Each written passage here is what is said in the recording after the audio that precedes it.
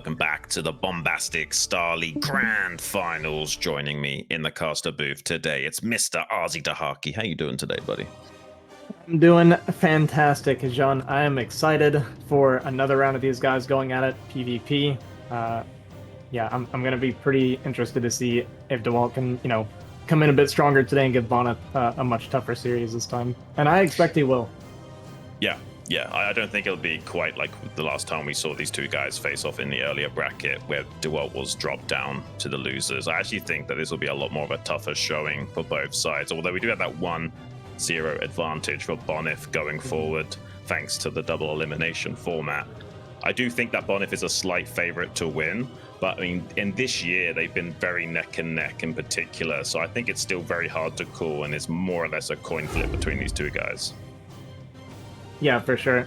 I want to say one thing too about Dewalt is, he looked a little bit shaky in the winners bracket, right? Coming out of some of those games, but since he dropped down to losers bracket, he has looked completely on point and just kind of demolished his way through there. So he might be feeling a lot better, right? He's been practicing a lot more, and he just might be more on point today. So I expect we're gonna get some really good games.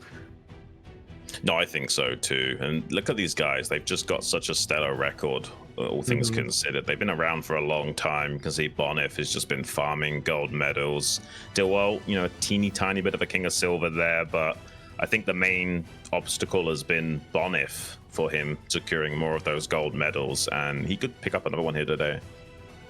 Yeah, Bonyth, and then he hit Mihu a few times as well, right? Mihu's just such a monster, so that definitely shut him down a few times, it looks like. Yeah, Mihu's just a different specimen. It was interesting as well because Mihu kind of like reinvented Terran versus Protoss a little bit, with that sort of like 5-factory heavy unit count 1-1 style, and all the Korean pros started to kind of adapt their own versions of that style because of how strong it was. Yeah, for sure. I think we're missing half the graph here, unfortunately. They played so many times you can't even see all the statistics. It's just that crazy, guys.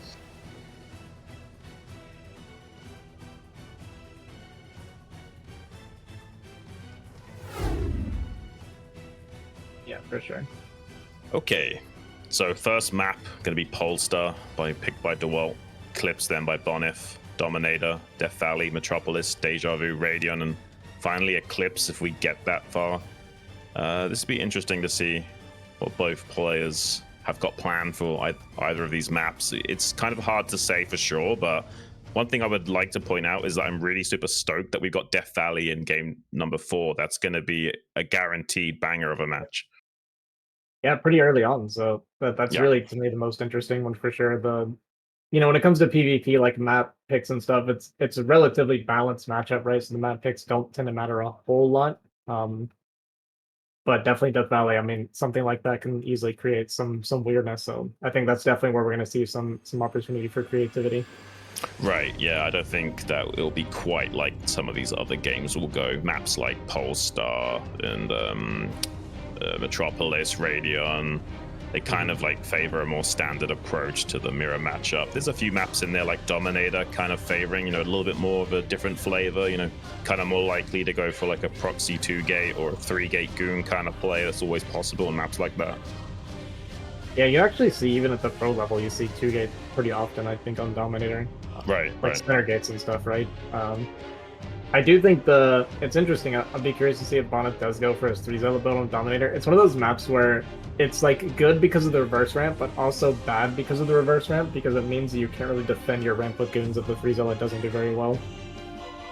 Yeah, and I think that's one of the reasons why you see 2-gate a lot on it, is because you can do continuations with like shield batteries on the high ground, and it makes it like a bit more frustrating for the guy in the main base to break that ramp and try and make a normal game of it. It gives way more breathing room to the proxy gater to do a full transition if he can't seal the deal. Yeah, and I'll be curious to see if Dewalt does do anything a little bit weird this time. He is, from what we've seen, a very standard, like just strong standard play. And Bonyth is usually the one that's going to mix things up and be a little bit weird sometimes. But there's a lot of games potentially on the horizon here. So if Dewalt does feel like he gets an itch to be a little crazy, he might have an opportunity here.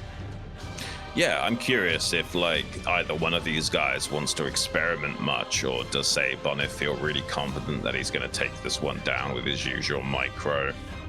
I'm not so sure. I think both players are almost ready to play though. I don't think we're going to get much more time to talk about these two guys here at RZF. Yeah, it seems like both players are ready, and we're going to be starting here in game number 1 on Polestar. Let's get it on, guys.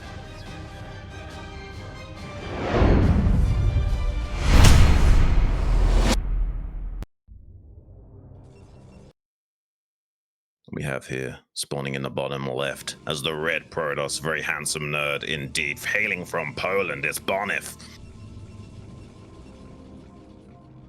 And his opponent spawning here in the top left corner, an equally handsome nerd, I would say. We have Dewalt. I think this might be one of the more standard games we see of the evening. RZ, I don't think we're going to be seeing DTs in this game, for example. I think this is going to be much more likely to be like a one-gate tech into fast robo Reaver play. Nothing too spicy. Yeah, most of the time, right? When you get these long series, especially the first game is usually going to be a play standard and kind of feel out your opponent, just get a feel and a read on your opponent and kind of see how they're feeling, how they're playing, and how it's going to work out for you. It's always good to like kind of players tend to want to go into this kind of like warm-up game, right? Where it's like they get their hands going, you know, they're getting into the feel of the game. It's game Absolutely. 1, right? So I think as you know, you hit onto the point of it being more of a feeler game, and you see that in long series a lot, where players just want to kind of like see where they line up with their opponent, what kind of mindset are they in, how well are they executing, how good's their micro, and that can be a good way to start things off in a series like this. Not do anything too crazy that you just like, you know, throw the game right away, or you don't get a long enough game to find your footing, you know. yeah, absolutely. And it'll be good for us too to kind of see how they're feeling, because you know, like the last time these guys played, we could tell in game 1 that Bonyth was already feeling out some of the crazy moves he was doing with his units, the picks and trades he's going for. So we'll see if he's feeling it today as well. He did say last time I did talk to him a little bit after that series, and he said he had a headache, but he actually felt really focused. So hopefully for his sake that he's focused and locked in again today. Or maybe those things are not mutually exclusive. Maybe he had a headache because he was so focused. That's true. That's how it works in hero movies, so it could be the same thing. If we see a vein start to bulge on his forehead, we'll have confirmation, I think. Yeah, and right now we're going to see, are we going to get that 14 Zealot from either player? So Dewalt and Bonyth both going to get that 14 Zealot. Just going to be a nice, normal, safe opener from both players here, kind of as we expected. Yeah, and I mean, let's talk a little bit about why you'd want to go for a 14 Zealot here. Like, there's obviously like the things that are a bit more obvious to you and me, like wanting to have some kind of answer to a mana pylon, but also big safety against like a 2-gate player, right? Yeah, absolutely. If you skip that 14 Zealot and you're getting 2-gated, which Bonyth has shown many times he's willing to do, it's just really painful to not have that. It becomes incredibly difficult to hold. You are going to cut like a probe or two when you're doing this, right? So it's a little bit less economic, but it's just safe against, like you said, the 2-gate is, or like you said, it's safe against the 2-gate, safe against the proxy, the mana pylons, that kind of thing. If you get early scouted, you don't have that Zealot, it's actually really annoying. Yeah, and you can see here both players can't scout one another as well as an issue with having this Zealot on the ramp. So definitely getting nice about it. Yeah, getting all 3 possible eventualities by going for the fast Zealot is definitely going to be a plus for both of these guys, who are, you know, so far going to be doing a very mirrored build, rushing into this robo, exactly what we expected. Yeah, like you said, we're going to get that mirrored build, and we're probably not going to get really any deviation, at least not for the next couple of minutes. It's probably going to be pretty well mirrored up to possibly even the Nexus, and then it could just come down to micro, but yeah, we'll keep an eye out for any deviation. Yeah, but I'm not really expecting too much. Right. I mean, besides Dewalt having slightly better macro and Bonyth having slightly better micro, I don't think we're going to be seeing anything out of the ordinary, at least for the time being. Oh, did Dewalt go for Robo before range? That's what it looks like may have happened. Yeah, I think so. Yeah. So there was a little bit of an optimization then for Dewalt, so he's going to have a slight lead there. Or was it Bonyth? Oh, Bonyth, yeah, my bad. Sorry, bad. Bonyth, yeah. Got the names the way around, yeah. Okay, so yeah, a little bit of an optimization advantage there for Bonyth then. Not going to be under any pressure, so he is actually going to reap the benefits of delaying his range and getting that faster robo. Ooh, and look at Dewalt. He's doing a safe 3-gate here. Like, on the maps like Dominator, you can just go straight up 3-gate and be fairly certain it's going to be okay. On a map like this, it's a lot more safer to go for an observatory into 3-gate, you know, just in case of that DT potentiality, and also kind of allowing him a more mid-range style going forward. He's not feeling as committed to doing damage with that 3-gate. Yeah, the 3-gate obs is pretty much the safest thing you can do. It's not weak against anything, but it's not very strong against a lot of things either. It is really good against DT rush. It can be pretty good against the 1-gate robo if you're being really aggressive, but with the observer like robo thrown in, it's typically not that strong. Well, I think it comes down to whether or not he can snipe this first observer of Bonyth's or not. Like, if Bonyth can figure out what's going on, then obviously this 3-gate probably won't do a whole lot. But if Dewalt can somehow snipe this observer that's sneaking around, that would be a good pick. Well, it looks like Bonyth actually going to circumnavigate those goons. Trying to get into main base. 2 Dragoons could intercept the observer. Dewalt not paying attention just for a second, though. This observer will live. Yeah, it looks like he didn't know that he saw him. Pretty sure they got spotted. Yeah. But he wasn't looking there. So we're going to get a little bit of a crawl expand here off the 2nd gate, I think, from Bonyth. But with the Reaver coming down, he should be able to defend this relatively easily. Yeah, I mean, it looks like it's going to be a tight hold, but it should just barely be in the nick of time here. There's a big goon advantage. 7 goons to 4 for Dewalt, 2 Zealots to 1 for Bonyth, and with the Reaver support, as long as you're finding good connection with the Scarabs, it will be still fine, but does still need to find those connections. That's an okay Scarab. That second one's a lot better. And so far, Bonyth doing an absolute exceptional job of smacking down that pressure play. Yeah, he's taking a big lead here now, being able to crush a few of those goons and get his Nexus started way before Dewalt. So there's going to be a lot of pressure on Dewalt to potentially try and find a way of catching back up here, because he's pretty far from starting this Nexus, and it's going to be really hard to break this as well. So Dewalt kind of in a bad position right now. I would say so. You saw his lips pursing for quite a significant amount of time just then, probably contemplating, hang on a minute, I'm in a little bit of a sticky situation. He definitely knows it. I think Dewalt wears his heart on his sleeve a little bit more than Bonyth does. Yeah, absolutely. Yeah, I'm curious to see how Dewalt's going to try and navigate this situation. And this is something like, if I'm in Dewalt's shoes, it feels so hopeless, right? So I'm curious to see what he's going to feel like his next option should be if he just keeps trying to mass units and go for it. And I think that's what we're going to do at this point. It looks like we're just going to go for a bust, because it doesn't feel like we can really macro out of this, right? If we try to take a Nexus from here, we're going to be so far behind on eco that it just doesn't really feel viable. Yeah, I think Bonyth knows that as well. He's got the Observer seeing no Nexus. He's got an AI pylon out in front to draw some shots from those phase disruptors and help out in this defense. As long as the micro's good from Bonyth, this is a very strong lead for him. Does find a good connection on those Zealots for Dewalt to begin with. Oh, he takes a massive Scarab on the Reaver, though, RZ. That's a painful issue to deal with. Not quite on top of his shuttle control. Does find a good shot off on those Dragoons, but that Reaver already softened up. That's potentially a massive connection. Just kills 2 probes. Dewalt's targeting has been fantastic this game, by the way. Like, he's going to pick this off and break this position, and Dewalt taking a pretty big supply lead now, and probably with a worker lead as well. So his army advantage is pretty huge right now, and this is everything Dewalt could have asked for. His targeting with this Reaver was actually amazing. He did not shoot at Bonyth's Reaver at all. It was at angles where it looked like it was going to, but he shot the Zealots, and then he shot the probes, right? And he's getting guaranteed damage with his, whereas Bonyth was shooting blanks at the Reaver. Although he did land that one shot. This went amazing for Dewalt. That was a fantastic bust.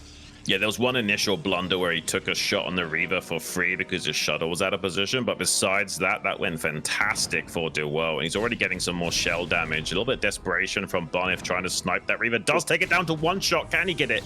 Can't quite find that. Takes it into the shuttle on 9 HP, recharging a little bit of shields. Dewalt will contain Bonyth for a little bit of time here. Bonyth has to desperately start to break down this ramp as soon as he can muster the forces to do so, but Dewalt has enough continuation in this contingency of forces in the natural to probably keep him contained for a little bit longer.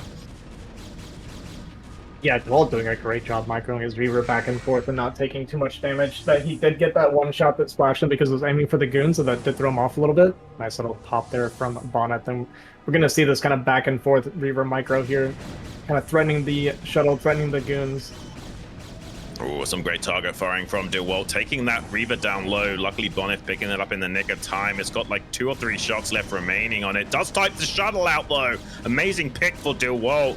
Bonyth tries to find compensation, does find the shuttle and Reaver kill, so he will eventually start to take control of this natural, but Dewalt's traded pretty well. He's got his Nexus almost finishing up. Bonyth will probably have to go on the offensive sometime within the next couple of minutes to try and even things out. He's gotten actually a pretty sizable lead after that trade, but Dewalt will eventually outscale him with how much faster this Nexus is. Yeah, it got a little bit scary there for Dewalt because he almost overstayed a little bit, right? And Bonyth did take like a 10 supply lead from that. If he hadn't killed that shuttle, I'd be pretty scared for Dewalt right now because it could have just been a shuttle with a second Reaver coming across the map right now, and that would be pretty terrifying. So it's a good pick from Dewalt to kind of make sure that he doesn't die from the counter push. Oh, and look at this Observer from Dewalt. Spots the move out timing, so now he can prepare appropriately back at home. Suddenly it's a role reversal of defender and attacker. Bonyth needs to find some damage. Has these 2 Reavers waiting out by the AI pylon to draw some fire later on. Not quite with the correct amount of Dragoons to fend this off evenly. He's trying to target down that Observer to prevent some of the vision range, but loses his own for the attempt. And now Bonyth, with the vision advantage, can poke in here and try and get some good shots off on those Dragoons. So far, so good for Bonyth. Yeah, that was good damage on the nice shot on the Reaver there. That was good damage on the shuttle, so it's going to make it a little bit scarier for Bonyth. He's definitely looking for pressure, and having just the 1 Reaver instead of 2 Reavers is such a big difference right now. But he's just trying to like out micro, get some trading going, put some pressure on Dewalt while he's catching up back at home. Yeah, finally Dewalt with another Observer of his own can maybe get a snipe on Bonyth's Observer. Needs to get some good target firing going. Hasn't quite got the same level of micro as Bonyth does at the moment, and Bonyth has a superior count of Dragoons. He's desperately trying to target that shuttle down, pays the price of a lot of Dragoons to achieve that, but now the Reavers slugging it out will fall as well. But Dewalt somehow, someway, still finding good trades on the ground and forces Bonyth back to enjoy a comfortable economic lead. Yeah, that was crazy from Bonyth just going through the army, going after these Reaver. Yep. It's always one of those things where it's like, you get that, you kind of want to do it, right? You see it's exposed, they're like low HP, and you start walking through goons trying to get to them, and it can be a little bit scary, but big reinforcements here coming from Bonyth going to catch off some of these goons from Dewalt, and this game has evened out, like, almost completely. Yeah, I mean, this is actually a little bit scary for Dewalt. He needs to be so careful. He has got a slight economic lead, but needs to be careful not to make too many donations to the war effort of Bonyth here, who's sniping more and more Dragoons, now has an advantage, and with good target firing, is starting to outmuscle Dewalt, who doesn't have a Reaver in support of this. So even though it's pretty even on the Dragoon count, the slightly superior micro of Bonyth paying dividends right now. Looks like Dewalt will start to force this back. It's a little bit ambitious from Bonyth, but this is the kind of play he goes for, these little tiny little micro shenanigans to try and edge out the trades. Not currently doing too well on supply. That's because of how much faster this Nexus was for Dewalt, who now will make a shield battery as well to bolster his defenses, knowing that he pretty much just has to sit and turtle right now. Yeah, Dewalt making, or Bonyth making Dewalt a little bit nervous there, and this is kind of one of the advantages of like leaning on somebody so much, right? It makes it hard for Dewalt to properly assess the situation. He doesn't know exactly what the game state is with Bonyth being so aggressive on him, so he does force out that shield battery, which is pretty good for Bonyth, I think, to be making him posturing defensive here.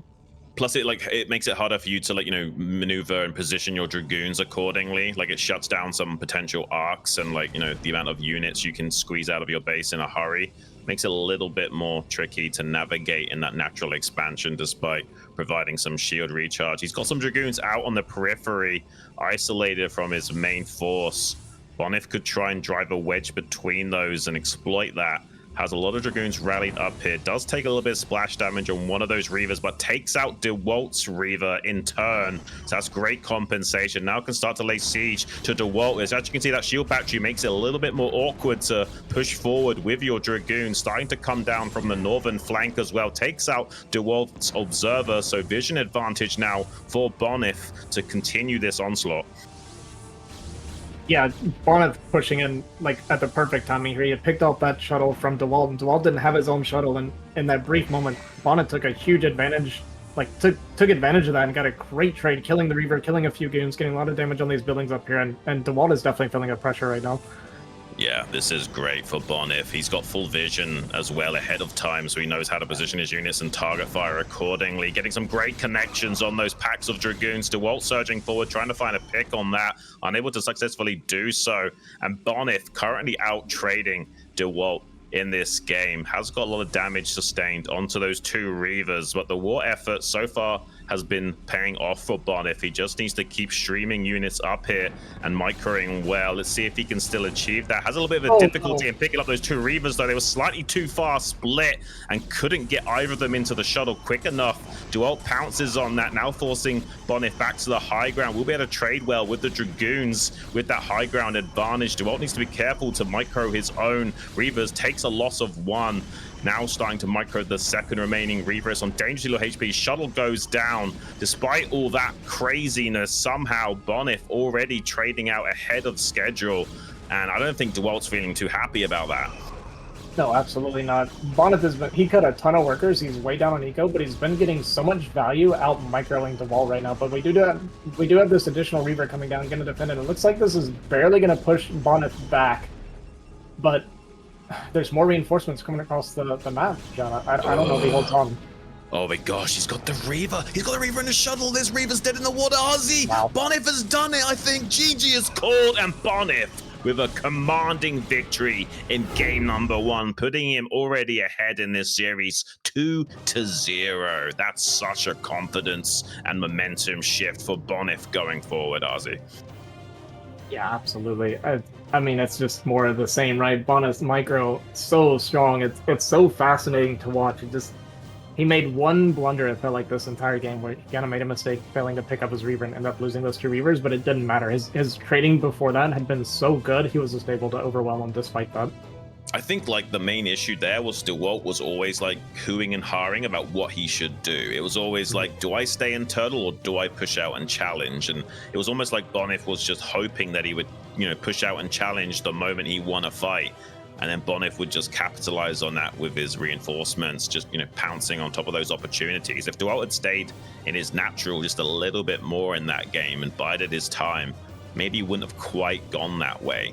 But like you were saying, like, it's hard to actually know what the game state is, especially with how many observers were falling. Bonyth did a great job of sniping Dewalt's observers and had a total vision advantage, both for the trades, but also shutting down Dewalt from, ascertaining any kind of information about what he should do.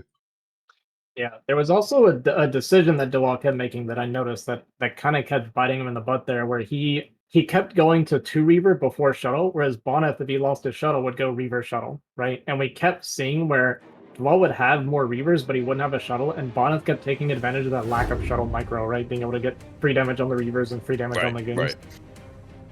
Yeah, I think there's definitely a big mismatch between these two, purely in their shuttle and Reaver control overall. There was one moment there where Bonyth had his, Reavers slightly too split apart, and he couldn't quite scoop them both up in the shuttle that was between them. That was kind of the main blunder for Bonyth there, but that was a bit more uncharacteristic of him. Usually he's on top of things a lot and really does seem to outshine Dewalt in that control. Yeah, for sure. And we definitely saw, other than that one mistake, right? We saw a lot of it. Dewalt did have that really good bust on his natural. I really thought he was going to be able to secure the game from there, but Bonyth just being able to kind of ink his way back into it, taking the little bits and pieces of victories he could get. Yeah.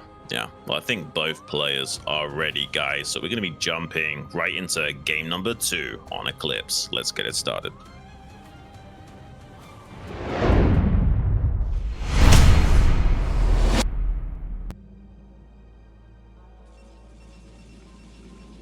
Spawning here in the top right as the blue Protoss, it's Bonyth.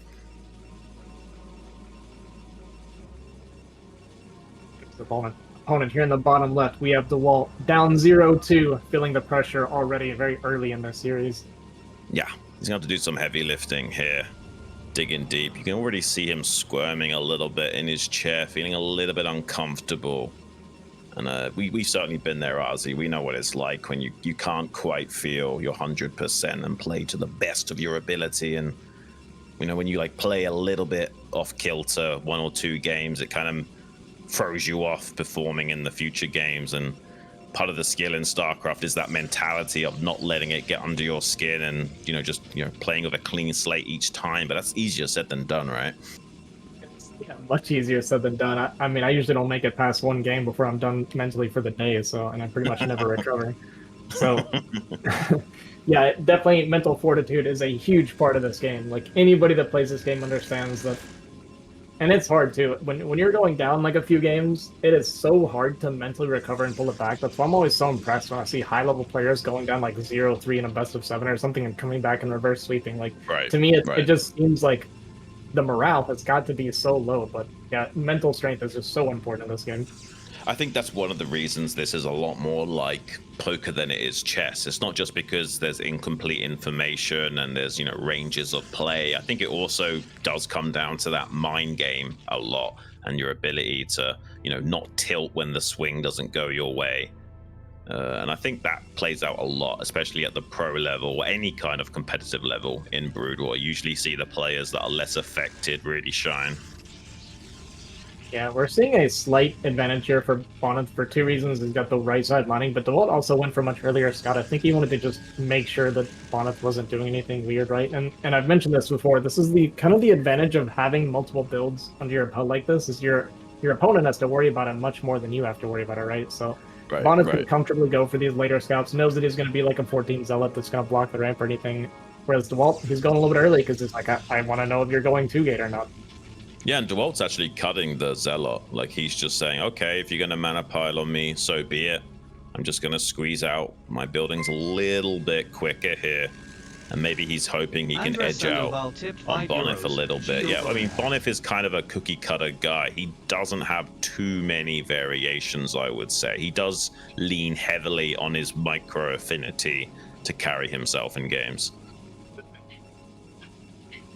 Yeah, for sure. But yeah, Dewalt being able to skip that Zealot, it's going to be a slight victory for him. It's one of those things where it's like a very slight advantage. Like, you get the extra probe, right? But your Goon's not really any faster, and you don't have that extra Zealot for buffer if there's like any early game shenanigans. Like, you know, sometimes you see like those 2 Goon, 1 Zealot push outs or something, and sometimes missing that Zealot can be a little bit of a pain, because it does tank a lot of damage. Oh, it does. It takes so many hits to kill that. It's really great because of the small unit type and the natural 1 armor. It really does pay off a lot in soaking up initial hits in the trades. A little bit of fanciness here from Bonyth. He has got a few UMS maps he practices this little chase micro on. Just showing off that there for a second, but luckily Dewalt Goon was crisply timed. We'll shut that down. Nothing too unorthodox occurring yet in this match. Both players going to be rushing into their tech as quickly as possible, like on game number 1. Yeah, I wonder if Dewalt's ever going to try to do any builds to get away from Reaver. I don't suspect that he will, but it's just Bonyth's Reaver control is so good. I wonder if at some point, because he's just, if he starts struggling with it too much, then maybe he'll decide to try to mix it up a little bit. Yeah, I mean, I can see like pros and cons for that. Like, on the one hand, like, yeah, sure, mix it up. Ooh, this is the kind of thing I would like to see him mixing it up. Not so much deviating from the usual tech, but just changing like how quickly we're getting this expansion and what have you, and trying to take some greed when the irons are hot.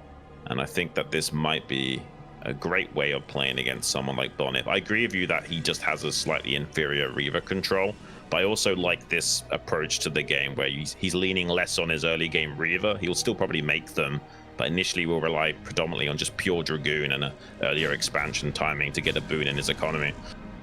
Yeah, I actually really like this from Dewalt. So I personally feel like Gate Expand is specifically really good against Gate Robo. I think this is a pretty underused build because it's weak against a lot of things, but when you know your opponent goes Gate Robo as often as Bonyth will, it can actually be so strong because there's not really a push timing early for Bonyth, and you get so much economy going so quickly you can pump goons like crazy.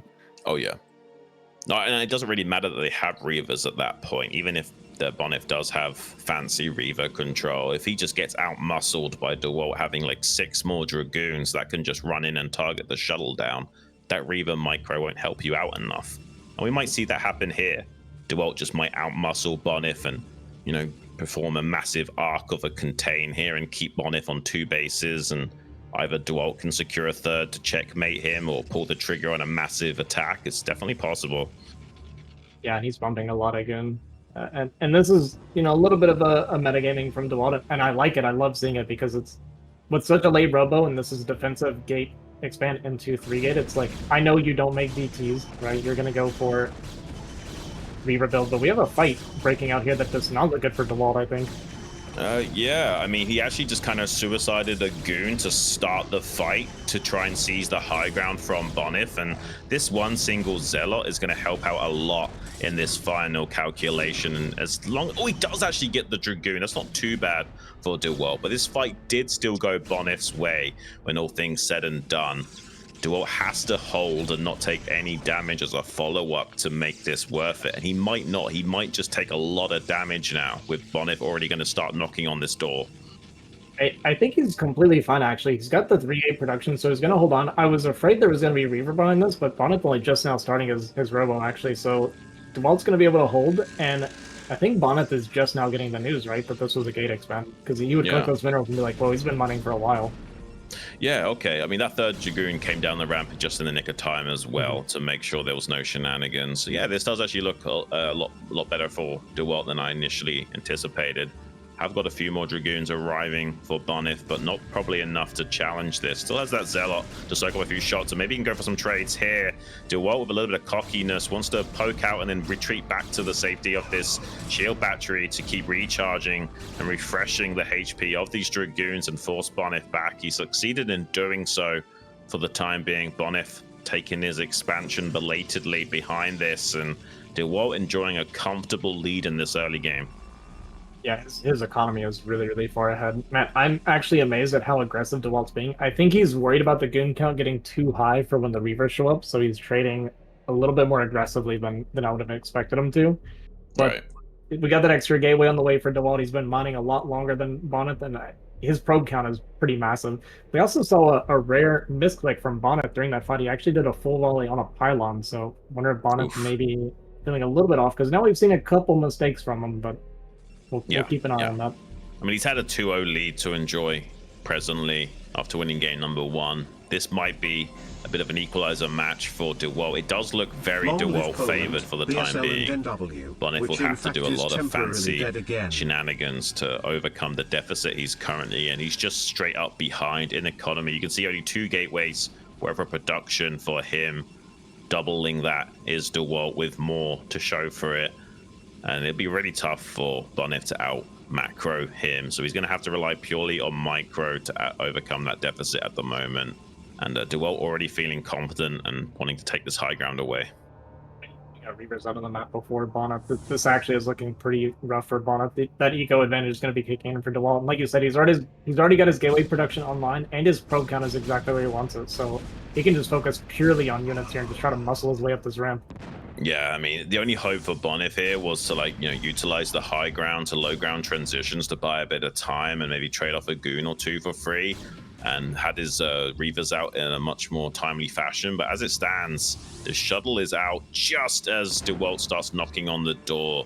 Really suboptimal for Bonyth, which means he will be contained. And now Dewalt has more and more win conditions available to him. He could go for a straight up bust here, or he could just take a third base and contain Bonyth indefinitely. And neither one of those situations are looking good for Bonyth, even supply blocking him by taking out that pylon. Yeah, I'm wondering if we're gonna see a third. We saw an extra gateway coming down, but he should know that he can't. Like, this is really uncomfortable to try to bust with the 2 Reavers here, and you got the single Reaver, so I don't think we're gonna see him try to get aggressive here. And yeah, this to me feels like one of those rare moments where you would actually take a third in PvP, but we'll see what Dewalt wants to do. I mean, I think so. I think with how much space you have on Eclipse as well, it's perfect for Dragoon arcs, right? So, like, I think it'd be a great map to take a third on here. I'd be surprised if Dewalt doesn't elect to do that. especially knowing how good Bonyth is with his Reaver control, I think it's the safer option to close out the game. Yeah, I think so. He's got a great positional advantage right now. We see the Citadel Citadel coming down for Bonyth, so he might actually start working towards Templar potentially. Templar is kind of the counter to Reaver, but it's very hard to get to Templar tech when you've opened up this way without dying. Yeah. Dewalt just barely not killing that Observer that's heading down. Oh, he does actually find the follow-up kill on that. He's got so many spotter pylons, but hasn't yet elected to take a Nexus. Probably a bit hesitant to pull the trigger on the third base too soon. Wants to put a few more gateways down, have some non-stop unit production, just to guarantee a favorable position against Bonyth, who will have a hard time leveraging all of his units down the ramp. He has got some Dragoons on the high ground, so he's got an okay position if Dewalt wants to be aggressive, but he's going to have a hard time breaking out from this. I was going to say, did we just crawl a Reaver across the entire map? Because he didn't want to remove a shuttle and potentially lose his position, so we just walked that Reaver across the entire map. It's in a bad position right now, though. Oh no. Oh, he loses no. it. Not like this, Ozzy Dahaki. That's painful for Dewalt. I mean, he can't allow anything like that to occur. That's exactly the kind of thing that will equalize things with Bonyth to be able to break out from this contain. For the time being, though, Dewalt will still enjoy the positional advantage. Does shut down that scouting probe, but I would really love to see this third Nexus being thrown down by Dewalt. And I think he's hesitant to do it purely because he knows how good Bonyth is with that micro. He doesn't want to let up on his unit production one little bit. Yeah. So what we're actually going to see from Bonyth, I was wondering if we were going to get on Templar. One thing I want to mention is making Zealots against Reaver is actually pretty good sometimes because they'll tank those initial Reaver shots. But here we go. I'll let you call this. Oh, Ozzy Dahaki, that's so many goons. Does take out the shuttle of Bonyth, so now dead in the water are Bonyth's artillery units. One Dragoon biting the dust, but so many connections on these Dragoons. The arc is pretty good for Dewalt, but only one Reaver helping out with the splash damage versus the two of Bonyth. That Reaver is dangerously low. Bonyth surges forward to close it out with a few Dragoons. Now just trying to do the heavy lifting with his last two Reavers being micro back in the shuttle. Bonyth does trade really efficiently, but those two Reavers dangerously low on HP. Leg enhancements are now online for Bonyth as well to help out with the aggression attempts. This is crazy. I mean, I don't even know how Bonyth manages to do it, but somehow he does. I can't believe it. Coming out into that massive arc of goons and managing to break out is pretty insane. That to me looked so hopeless, but Bonyth does find a way. He is going to break that position and start coming across the map. He's still got about a 20 supply deficit, and this is with a lot of Zealots on the field. And while Zealots are good for tanking for your goons like how they were, when you've got not many goons, it starts to not matter because the Reavers will eat up those Zealots really quickly. He has to be really tentative how he utilizes these Reavers, though. They are super softened up, so probably wants to stay back from being too hyper aggro right now. Although this pressure does stop Dewalt wanting to take a third base. He's got a probe, I think, waiting out at that third base location, and he just doesn't want to throw it down. He knows, he just now did. Okay, he just now felt confident enough to actually build that Nexus. For the time being, he was just scrambling to muster as many forces as possible until he had sized up Bonyth that he wasn't going to be committing to this attack, but now Bonyth has a lot more forces being rallied down on top of this high ground center lane. He might just feel confident enough to start skirmishing with Dewalt yet again. I think Dewalt is getting +1 air armor for his shuttle right now. Crazy. I don't think I've ever seen anybody do that. Oh, we got a nice shot on the Reaver there. A little bit of a premature unload there from Dewalt. We don't have damage upgrade yet. Go on. Yeah, behind this, Bonyth is getting his Templar tech, so Bonyth isn't really feeling pressure to go for the kill right now. I don't know if he's suspicious of this third base or not. Okay, we're just going to go straight into Archons. Interesting. I thought for sure it would be Storm. I mean, it's kind of crazy that Bonyth wants to kind of skip over into super late game PvP army composition with the Archons, but it can sometimes work.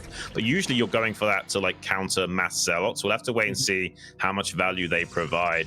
A little bit of a pylon block on the third base of Bonyth to stop him getting that third base easily. He might just not even bother expanding now and just going all hands on deck and rally all of the units to the front and try and dislodge Dewalt and drive a wedge between this natural and third, potentially. We'll have to wait and see. More robos being built for Dewalt as well to increase the production capabilities on those Reavers and Shuttles.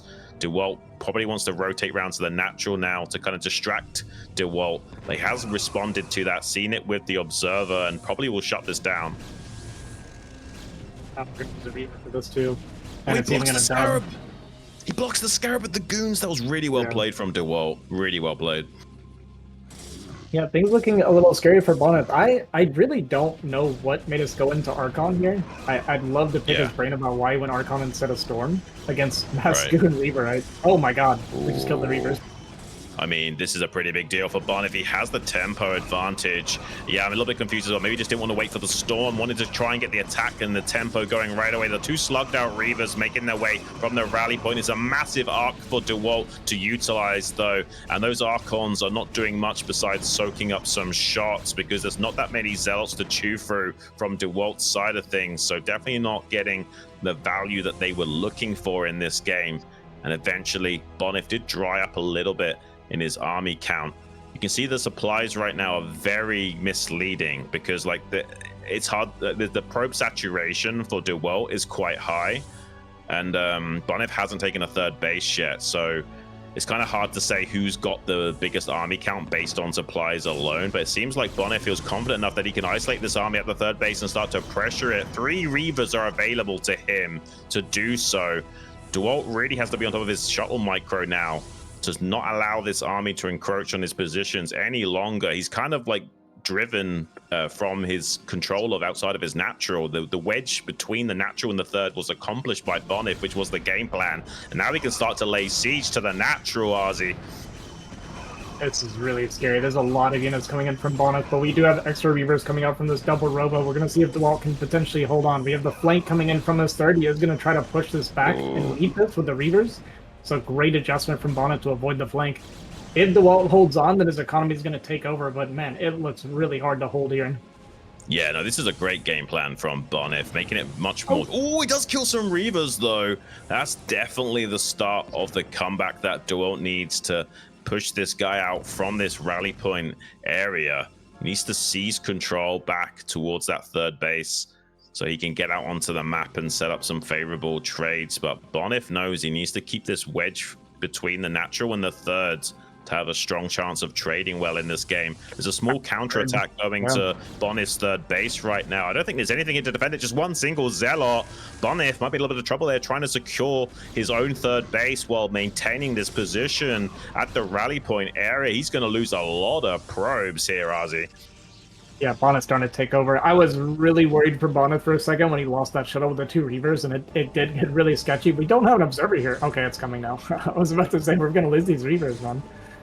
Oh, yeah, I think he's going to be okay with that observer. And Bonyth losing a lot of probes here at the third base. And they're going to have a little bit of a hard time trying to re-secure this. Has pulled back his entire army to do so. Massive shots do take out the Reavers there.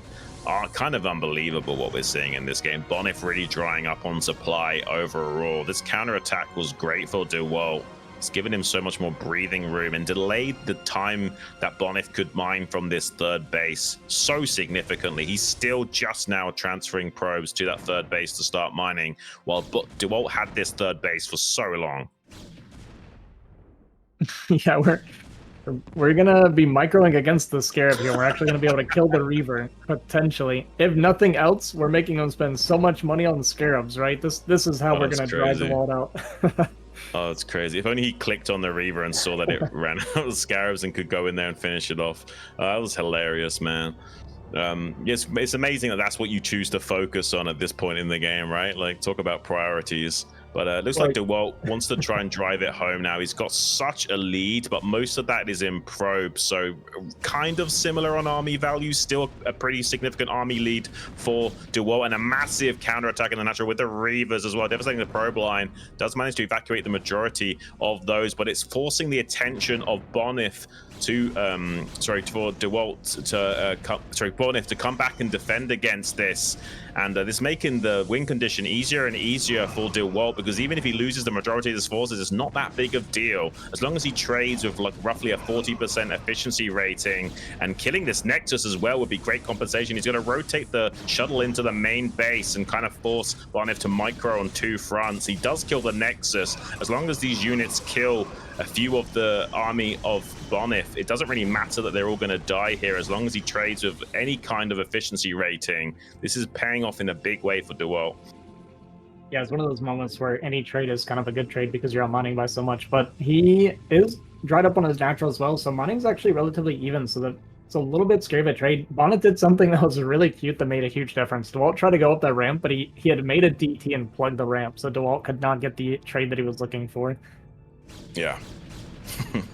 Okay, well, looks like another fight going to break out in this center lane, Oh, no. Mr. Dahaki, and there's no shuttle support for those Reavers, but it doesn't matter. They're all going to go down for Bonyth anyway, and doesn't quite find the kill on that slugged out Reaver, and he probably will force a GG from the Polish Protoss at this stage in the game. He might want to stay and just, okay, yeah, there it is. I expected him to tap out. There's just not really any more hope left in his effort that game. That was really well played from Dewalt. I love that opening to just go gateway expand, predominantly focus on your goons, still go for that Reaver tech, but not so reliant on it, knowing that Bonyth is probably going to out micro you, so you can just out muscle him. Yeah, I just think it's such a good build against Gate Robo. So really nice adjustment from Dewalt. I'm actually really happy to see it. We still saw, like, even though he had some pretty big advantages throughout the game, Bonyth's micro and decision making still makes it really hard for Dewalt. I mean, the fact that he was able to break out of that contain to begin with, like, I feel like at 99% of PvPs in that position, Dewalt automatically wins the game, but Bonyth's so good at just fighting his way out of these, like, really crappy positions. Yeah, it's kind of insane that he's able to do that, to be honest with you. There's not many other players, especially in the foreigner scene, that can, do the things that he does. These almost like he's plugged into the Matrix or something and can see things we can't. Taking a look now at the statistics, you can see the long storied history these guys have had. Taking a look at the years on the right hand side, you can see this year 2025 has been exceedingly even. 12 games played, 12 maps played, 6 all both sides, 4 series played, 2 all each side. And even like all those years combined, it's close to a coin flip with a slight advantage for Bonyth. I mean, it's just kind of been insane, the adversary that this adversarial relationship these two guys have had for this many years, going all the way back into 2018 and beyond. Yeah, well, it just kind of shows you, right? Like, the players on top kind of stay on top a lot of the time, especially here in the foreign scene, right? Bonyth and Dewalt just going to keep running into each other pretty much every tournament they're in. I feel like there's not too many players that are able to compete with them, and Bonyth does, like you say, pointed out there, he kind of has that slight advantage, but it's not enough an advantage where you feel like Dewalt's ever counted out. Right. Well, I'm happy for Dewalt that he finally picked up a win. He's going to need it. I think that was a very necessary game for him to win, to maintain the kind of momentum needed to take a series down. That's a best of 9, and you're already starting out with a 1-0 disadvantage. So I think that was a very necessary win for Dewalt. And he's got Dominator going into this next game 3. So could be a little bit spicy, and he's definitely, more of that guy that's able to mix it up with his build orders. So could just see that 3-gate play to exploit the high to low ground transition from the natural. Also could go for proxy 2-gate. He definitely has pulled it out in the past against Bonyth. It hasn't always been so successful. We saw him kind of flounder with that a little bit against Bonyth, I think on Polestar last series when Dewalt was knocked down to the losers. So maybe you're not feeling so confident about it, but it's definitely a card he could pull. Yeah, it's really nice to see Dewalt do a build like he did, instead of matching Bonyth's opening, right? Because that's Bonyth's comfort zone, and he's so good in his comfort zone. And I think there's so many good things that come out of Dewalt doing this gate expand, because now it means that Bonyth actually has to think about Dewalt mixing it up and doing these kind of builds where that they are just kind of hard counters to his opening. Maybe not a hard counter, but a soft counter at least. Right. Yeah, I definitely think that this favors Dewalt in the sense that Bonyth is this much more linear guy that doesn't mix it up, and Dewalt, he has a wider range of play and might be able to throw a wrench into Bonyth by doing so. We'll have to see what he elects to do for on Dominator. I think the 3-gate or the proxy 2-gate is probably the two most likely candidates for him going forward. We'll have to see. I think both players are ready though, Mr. Dahaki, so we're about to go into our game number 3 on Dominator. Let's get it started.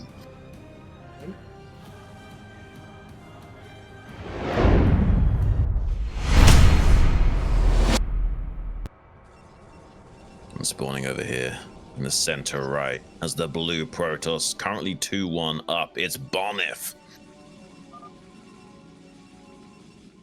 And his opponent spawning in the bottom left. Bringing it back a game, we have Dewalt. Really curious to see if we see a probe start to make its way out into the center any moment now for that proxy gate play. Doesn't look like Bonyth wants to do it. Will Dewalt. Looks like he's talking to himself a little bit. Maybe singing to himself, trying to calm his nerves. So I would try anything, honestly. If I knew that Bonyth was my opponent, I would experiment with all kinds of things to try and, like, you know, soothe my nerves and help me play my best. True. Probably not the worst idea.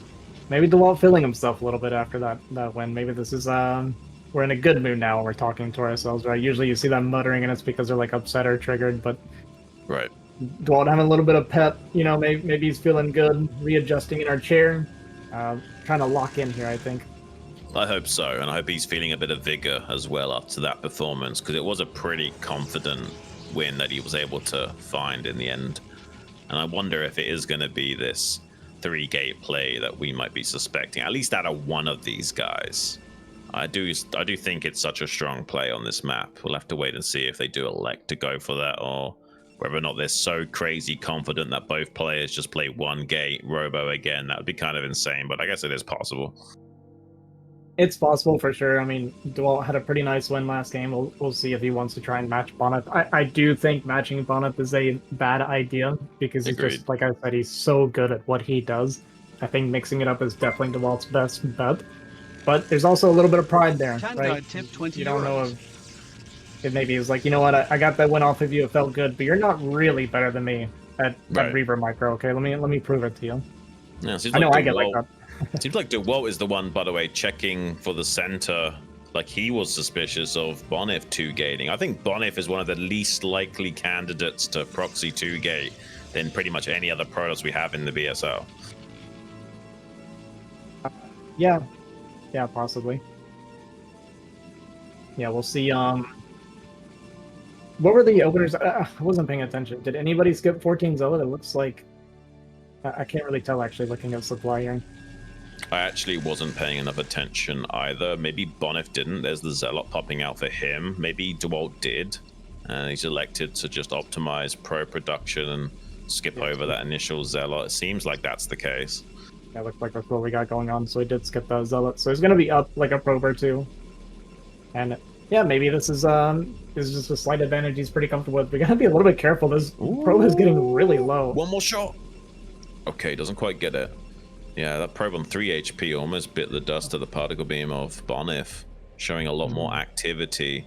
And then if you can do that kind of early game micro, it can really get under the skin of your opponent and give you some momentum going forward. Even if it's not successful in killing the probe, it kind of throws them off a little bit, you know? Yeah, for sure. It's a little bit of a...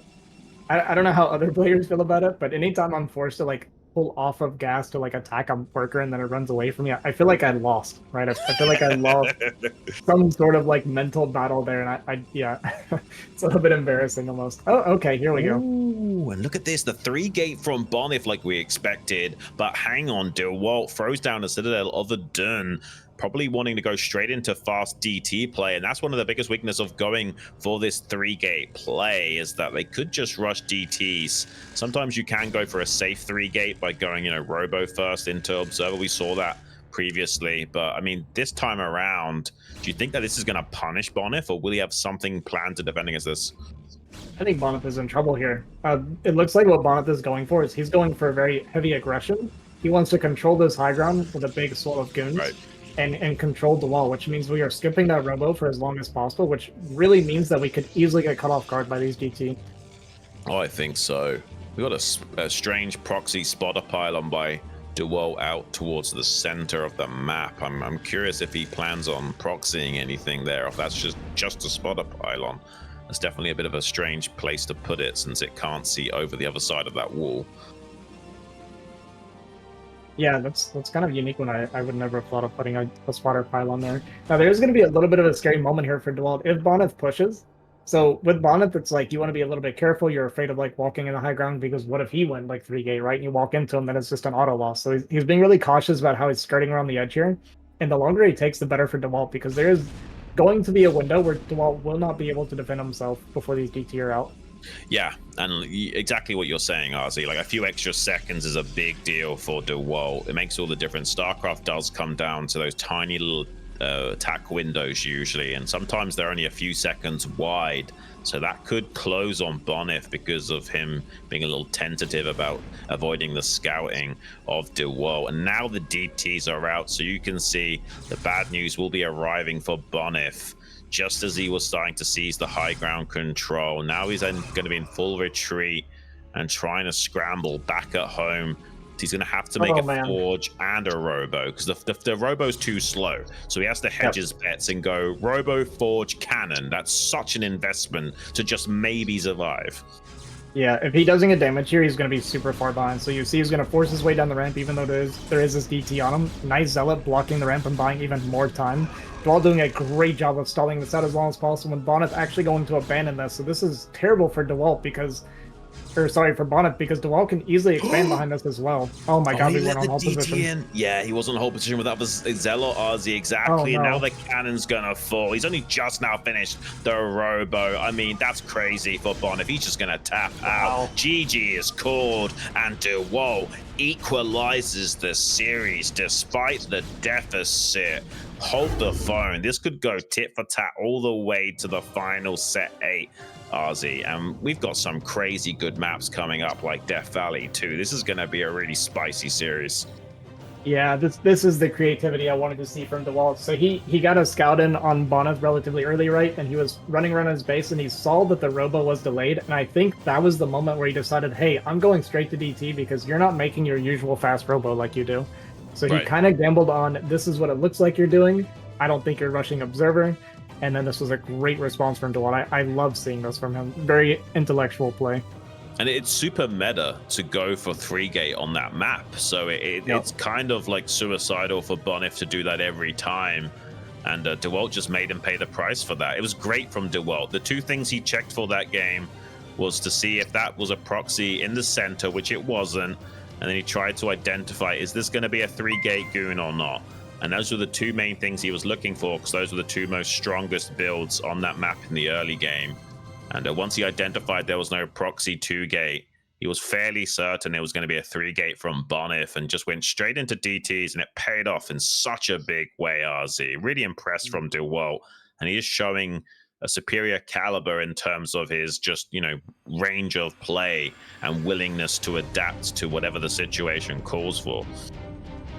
Yeah, and we're seeing, I mentioned this earlier, and we're seeing more of it. Bonyth definitely making uncharacteristic mistakes. Not hold positioning this DT or this Zealot is such a basic mistake that you don't typically see Bonyth making. So wonder if he's having a little bit of an off day, whereas Dewalt seems completely locked in these last 2 games.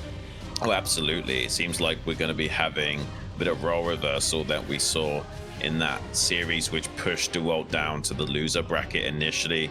Bonyth looked so confident and razor focused, and Dewalt looks like he was struggling just to maintain composure in some of those games. But now, a little bit on the shoe on the other foot, and we are going to be jumping into Death Valley as our next game, number 4. And I'm super happy that they picked this map earlier on, so we're guaranteed to get some insanity coming up next. Yeah, I'm really looking forward to this. I'm curious to see if Bonyth does anything different. He kind of has to, right? You can't really play your normal goon shuttle style on this. So yeah, I'm really curious to see how players of this caliber are going to adapt to this map in PvP.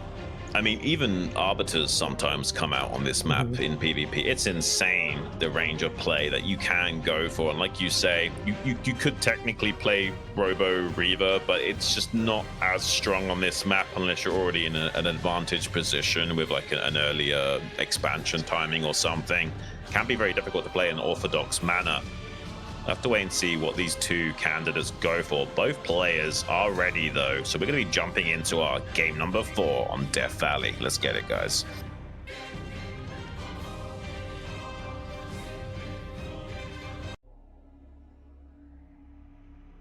Spawning here in the bottom right, currently equalizing things 2-all. It's Dewalt. And his opponent spawning on the opposite side, losing a lot of his momentum here in these last 2 games. We have Bonyth. So, I mean, technically, you know, excluding that 1-0 advantage, this is a 2-1 so far for Dewalt. Yeah. He's got to be feeling fantastic about that going forward. Yeah, it's interesting because the score is tied, but morale-wise, it should be favoring Dewalt quite a bit right now, right? So, and morale is, you know, I mentioned it before, this is a real thing. You even see it sometimes when someone's winning and they'll lose a couple games, they'll be up like 3-2 or something, but you can tell by their you know, their movement, just the way they're acting and stuff, that they're not feeling it anymore. Yeah, and I'm sure that, you know, that's being framed in Dewalt's mind, and I'm sure Bonyth is thinking about it too.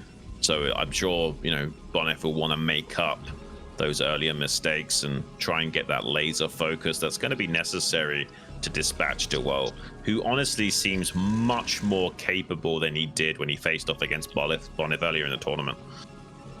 Well, worried about pylons in his base, by the way, scouting the bottom of his base. He really wants to make sure he doesn't get caught off guard by anything from Bonyth. Right, yeah, and he scouted that super early, like Bonyth sent one of his first probes there as well for like a really crazy, cheesy in-base 2-gate. I'm curious what these two guys want to go for here, RZ. Do you have any like reads on what you think? It's maybe something aggressive from Bonyth. He just took a 10 gas. You never 10 gas, so I don't know what we're planning on. I don't know what this turns into because I've never seen this before, but typically, you're taking a 12 gas if you want to be as economic as possible. So a 10 gas, definitely we're leaning into something aggressive. Right. I mean, there is a probe scout coming out from Dewalt, but it'll be hard for him to figure out exactly when that gas was taken because it could have just now finished and just now started mining. So I don't know if he's got a good read on, because he might figure out something's up because his own gas only just now finished. So he might be figuring out that it's a slightly ahead of curve gas timing from Bonyth, but not by exactly what margin it is. Bonyth went for a really early Zealot as well. He cut a couple probes, I'm pretty sure, to do what he's doing here.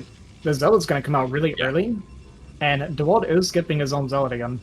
Oh, okay, this is interesting. I mean, he's going to put a lot of pressure with the first Zealot and rush into some crazy tech. So curious to see what Bonyth has got planned, because yeah, like you say, this is a very unorthodox gas tone. Look at how much gas Bonyth has right now. It's insane. Like, you don't usually have this much gas available to you, so either he wants to throw down the fastest robo you've ever seen in your life, or I mean, I guess it could be DT play, but it would make sense with it being in the face of this observer. So you have to think it's going to be a fast range into Dragoon pressure, or just a really crazy faster robo. I think Bonyth's plans got thwarted here. He did not. I think this early Zealot was to block the ramp before the probe shows up, and he wanted to do some tech. Yeah, so we delayed our tech for a pretty long time. So we were floating a ton of gas because he didn't want to show what he's doing. So I think the scout completely ruined everything that Bonyth had planned. Did you think the game plan was to throw down like some... Oh, jeez. I mean... What? Are we going a scout? Like, I don't even think understand. He's building a scout. It has a lot of HP, I guess, so it does tank a lot of shots. It can technically kill probes. It can shoot down shuttles kind of quickly with its missiles. I mean, I don't know, man. This is some crazy pimpus play we're seeing from Bonyth right now. I mean, I'm so curious to see if this is actually going to work out for him, or if he's just doing something insane because his original plan... Oh my god, it's one-base carrier. Oh my god, it's one-base carrier. It's carrier. Oh my gosh. Carriers in PvP off of one base. Mr. Dahaki, what madness are we seeing? I don't know. We're going to block it. I mean, this is a Troy build. This is what I played against when I was playing PvP, where they'll just take corner bases and kill gases and go carriers, right? Like, I mean... Yeah, you're not wrong, and this map definitely does allow you to go for a similar style, right? Like you can just kill off these gases and kind of turn yourself into a semi-island temporarily, and then just go for something super insane. And the super insane thing happens to be one base carrier here for the Mr. Bonyth, and we'll have to see whether or not Dewalt can either identify this and shut it down with enough Dragoons. He's going to try and mine out these minerals a little bit, but he can't actually get in here. He could try and hop over the probe with a pylon. That might be an idea there, but I think that eventually Bonyth will stop this probe being able to get into the main no matter what. You even afford? I guess you can. I don't know how well you can really afford 2 Stargate carrier on one base. You can't, right? Like you can probably make like 1.5 carriers, so it's like it allows you to produce slightly more than just one, but it's not totally efficient. You know, it takes a while to get the resources to start the second carrier, if you know what I'm saying. Yeah, I wonder if this was supposed to be like a super fast DT. I think it was, and then when it got scouted and he didn't get to do the DT like he wanted, he just abandoned ship.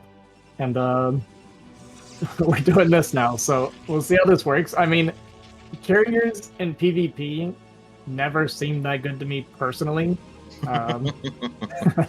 They're decent against goons if you get enough of them, but in low numbers they're pretty bad against goons. And the Storm is just amazing against carrier. Carriers take a minute and a half to build, so it definitely does take a long time for these things to pop out. Wait, and you might... Oh, okay, he's an elevator into the main base. I mean, he might just kill Bonyth. It takes such a long time for those interceptors to build up. So I don't know if this is going to work out for Bonyth. I mean, he has got 2 zealots to soak up some shots, but I think with how long it takes to build the interceptors, there's no way of unless he identified the elevator and had the 2 zealots pressuring the initial 2 dragoons. I don't think there's any way of stopping this now, Ozzy. No, we're super dead. I wonder what made Dewalt confident to go for this. I don't know, man. He's going to pull the probes. He's going to try and get us around on the Dragoons. Does manage to surround one of those Dragoons. Might be able to do some fanciness here. This is a pure insanity that we're watching right now. But exactly what we expected on Death Valley. If Bonyth is more active with these probes, he could isolate these Dragoons and kill them off. A little bit lackluster on the control. Does barely keep this carrier alive. It's on such low HP, though. I think he's a little bit slacking in his probe control, which is making this harder for Bonyth than it could be trying to clean this up. And he's so close to losing that carrier. Boom. And boom goes and the there dynamite. Goes half of Bonyth's army. And he's not even mining for the most part right now. Pure insanity. I'm going to try and chase down this shuttle, but it means it will take even more damage on this last remaining carrier. Kind of unfortunate. I wanted to see how this game would have played out if Dewalt didn't just, elevate her into the main base. We'll target down that shuttle. It's so low, but with so few interceptors available, it's almost impossible to do enough alpha damage to finish that off. And you can see 2 Dragoons can easily bully a carrier when it hasn't got full interceptors. Yeah, a little bit unfortunate we don't get to see this play out. I really liked the creativity from Bonyth here, but yeah, he's just going to get stomped by these goons here. I mean, even if he does hold on, his economy's gone. There goes the last carrier. And GG, Dewalt going to take a 3-2 lead here, boys. Yeah, that's really unfortunate stuff. I so wanted to see that game tick by at least a few more minutes. It technically on paper works, right? With the carriers take a minute and a half to build, and you mine, 300 gas a minute. Carriers cost 250 gas. So, I mean, technically he can afford to make 2 carriers off of 1 base. It's not super optimal, but he can make that work. Just wasn't able to find enough early game defense to prevent the elevator, unfortunately. And that was the one execution of Dewalt needed to thwart that play before it got off the ground. I'm curious about the confidence in going for that. Like you say, though, how did he know to be so hyper aggressive with that elevator?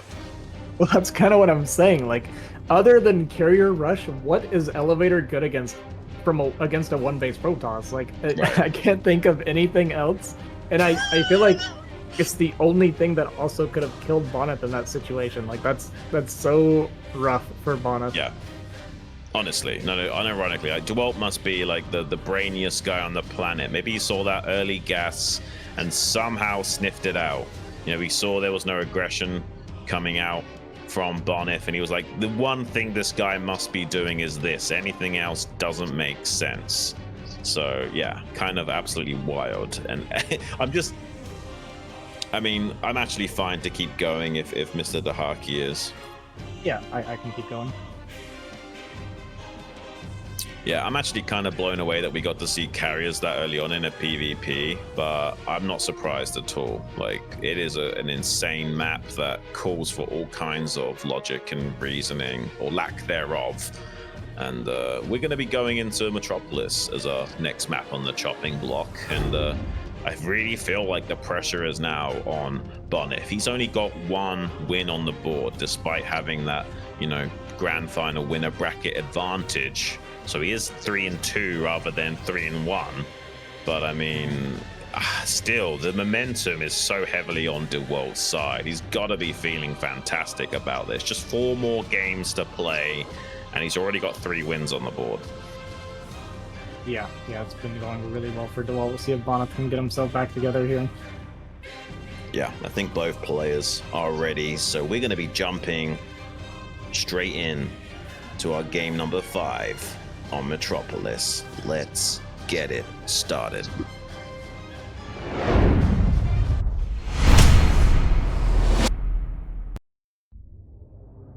And spawning here in the top right, looking to redeem himself. It's Bonyth. And his opponent, who can seem to do no wrong these last few games, we have Dewalt. Seriously though, that was some like Terminator execution from Dewalt to identify and go for an elevator there. I mean, how'd you even figure that out? This guy is on a different level. It's exactly like with Bonyth and Dewalt and like people of this level, like I feel like I have a decent understanding of the game and I can see like what people are doing and kind of what they're thinking a lot of times, but sometimes I see execution or like choices that it's just like, what did you see that made you realize this was an option? Like, I would love to pick their brains over some of these things. Yeah, I guess they've just played so many games, and especially against one another, that they can really pick up on like the micro subtle differences in execution and their gameplay. And he saw like, the slightly faster gas, the slightly lower probe count, the Zealot early on, and no early, timing of, say, a really fast DT coming out onto the map, and Bonyth wanting to kill the assimilators is another big tell, I would say. And putting all those puzzle pieces together, Dewalt was like, you must be doing this. I need to elevator.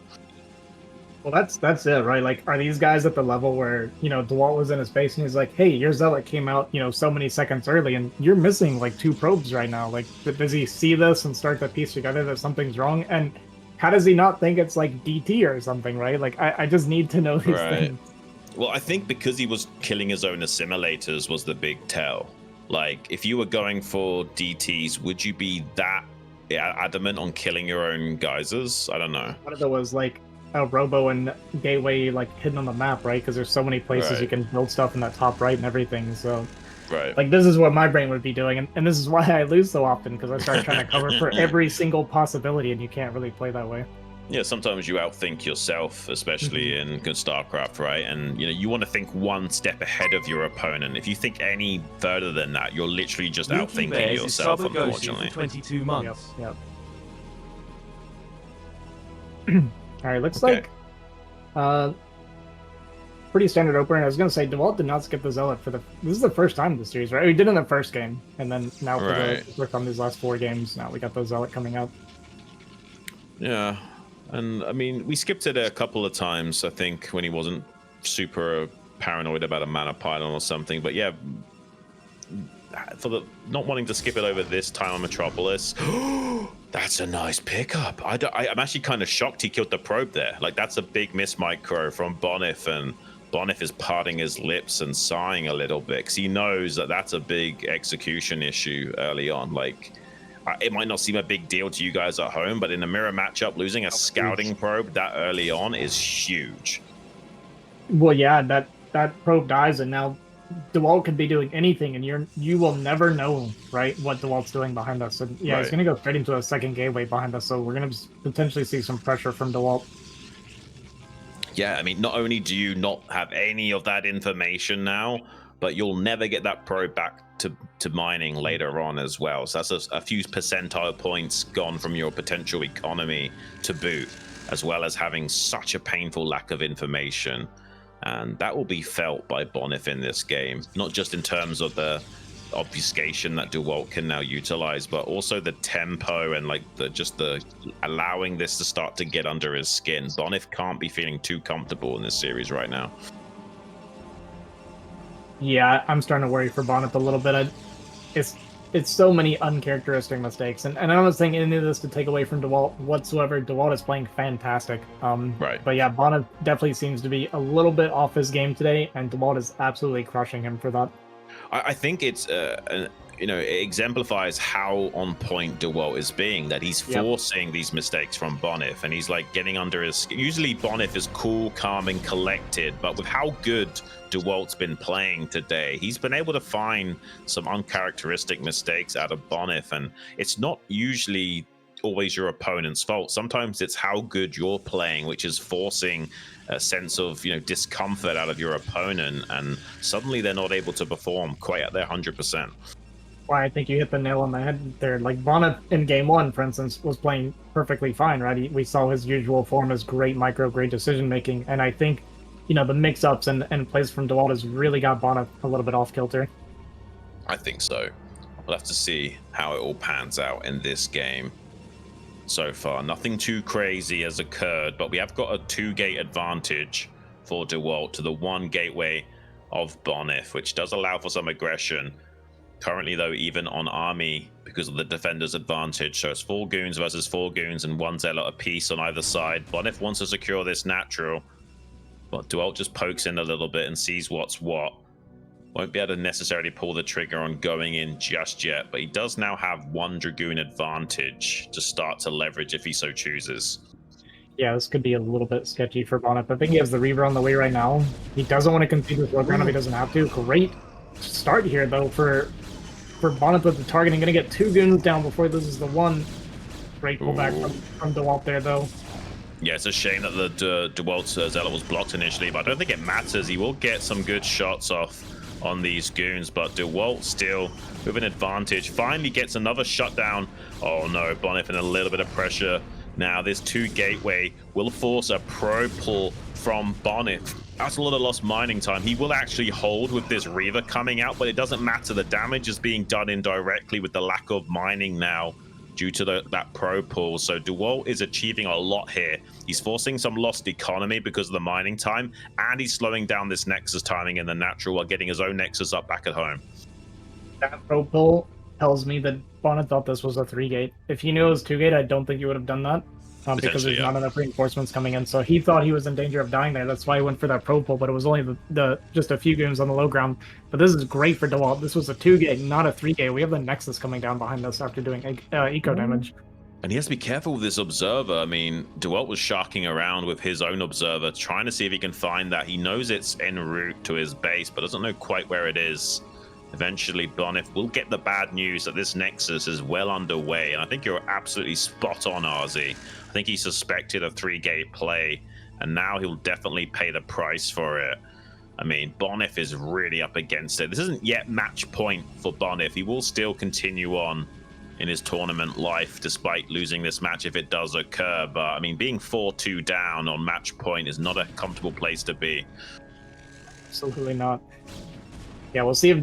I mean, Bonyth definitely in a bad... Ooh, okay, I thought we were going to lose this Observer. So at least the Observer gets away. That's nice for him for now, but looks like Dewalt might even chase that down. We're going to see if Bonyth can work some magic with Reavers. I mean, he is kind of the king of Reavers, so if anyone's going to get it done, it's going to be Bonyth.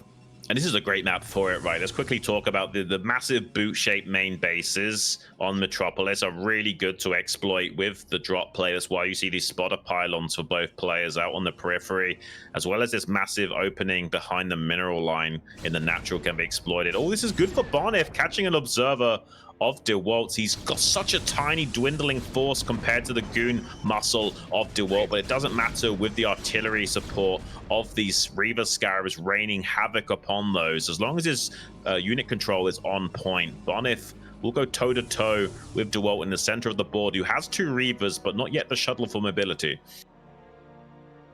Yeah, Bonyth has to be a little bit careful here. There's a lot of goons out on the map. He doesn't have vision of what Dewalt has right now. He's only got like what 4 goons, 2 Reavers. He might actually get swallowed up here.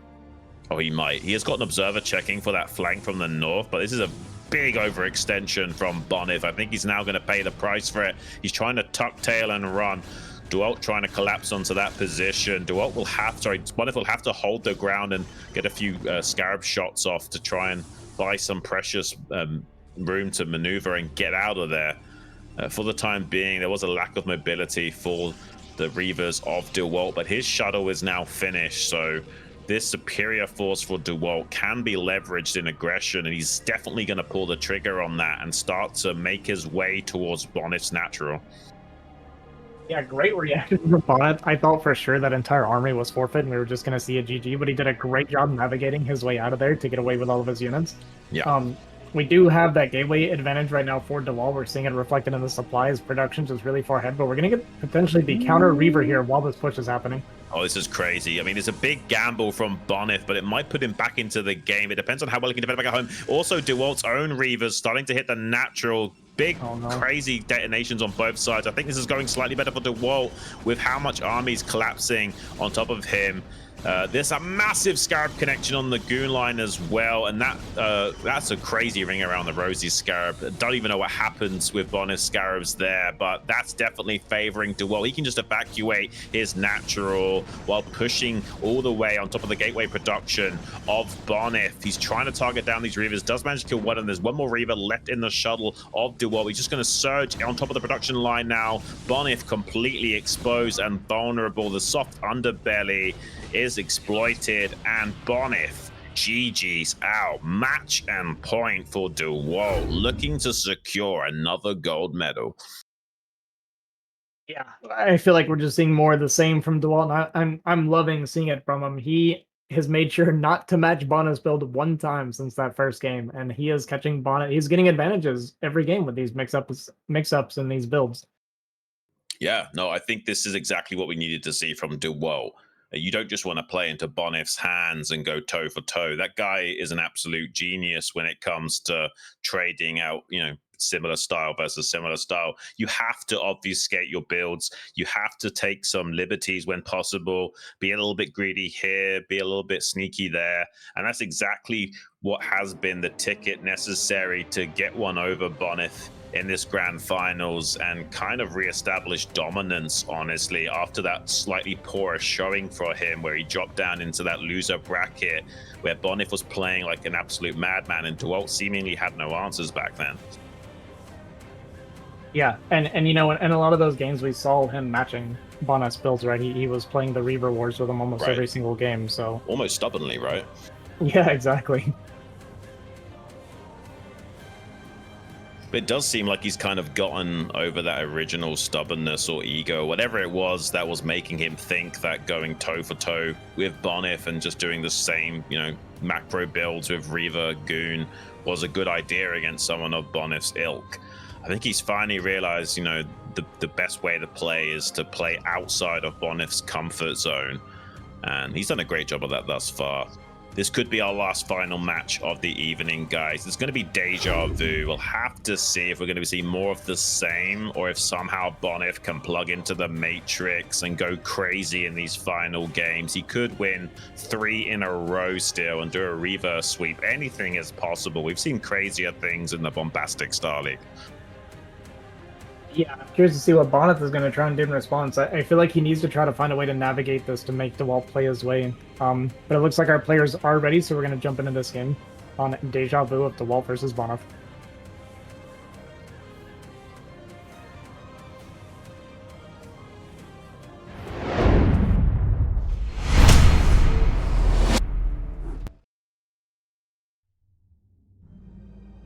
Spawning here in the top left as the red Protoss, such a handsome nerd. Currently 4-2 up, it's Dewalt. And his opponent spawning in the bottom left. On a 4-game losing streak in this series right now, we have Bonyth.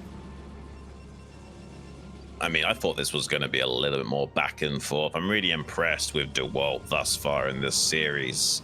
I'm kind of rooting for him. Usually I'm a Bonyth guy. I want to see Bonyth do well, but honestly, with how both players have been playing thus far, I'm becoming slightly more of a Dewalt fan. Like, that was just great play from him all around, and yeah, like there's no rigidity at all. Like, he's completely expanded his range of play against Bonyth specifically, and that has been the main thing that's carrying him in this series. We'll see what he's got planned here on Deja Vu. Yeah, right now he seems to be completely locked in. He's in flow state right now. He's probably feeling really good. Bonyth, on the other hand, probably a bit frustrated, I'd imagine. There's no way we're losing 4 games in a row of StarCraft and we're not feeling pissy right now. Yeah, that's for sure. Oh, taking a quick look at these two players in the bottom right, I would say definitely it's hard to tell who's winning just on a quick glance. You would think almost that, you know, there's a bit of like resting bitch face or something in Dewalt just because he's a more serious looking guy, whereas, you know, Bonyth is this sort of like happy-go-lucky, never really shows his emotions. So you'd almost think that Bonyth was winning this series based on their expressions alone, but that's definitely not telling the story about how this series has gone thus far. Dewalt has been completely dominating and in the driver's seat at almost every junction. Yeah, usually when you see someone that's much more animated, like Dewalt's being, right, it typically means they're like flustered or like anxious or like something's going on, right? But yeah, no, we got his tongue coming out and everything. You wouldn't think he's on a 4-game win streak. He's feeling it right now. Yeah, he definitely is. And so far, both players going for that 1-gate core. Have to see if either one wants to skip that 14 Zealot. Okay, Dewalt's making the Zealot. Bonyth has not yet elected to do so. I don't think he will. Looks like he's doing some variations of his own. Just going to be squeezing out some probes here. He is doing a little bit of probe harassment, Dewalt that is, trying to get some revenge. Needs to be careful. I don't think he's quite as good at doing that as Bonyth is, but he is being a little bit annoying with his probe. Yeah, just giving him something to worry about. I think Bonyth takes a slightly earlier gas too, so he's not even missing out on the gas. Even though he had 2 on gas per minute there, it's actually completely fine for him.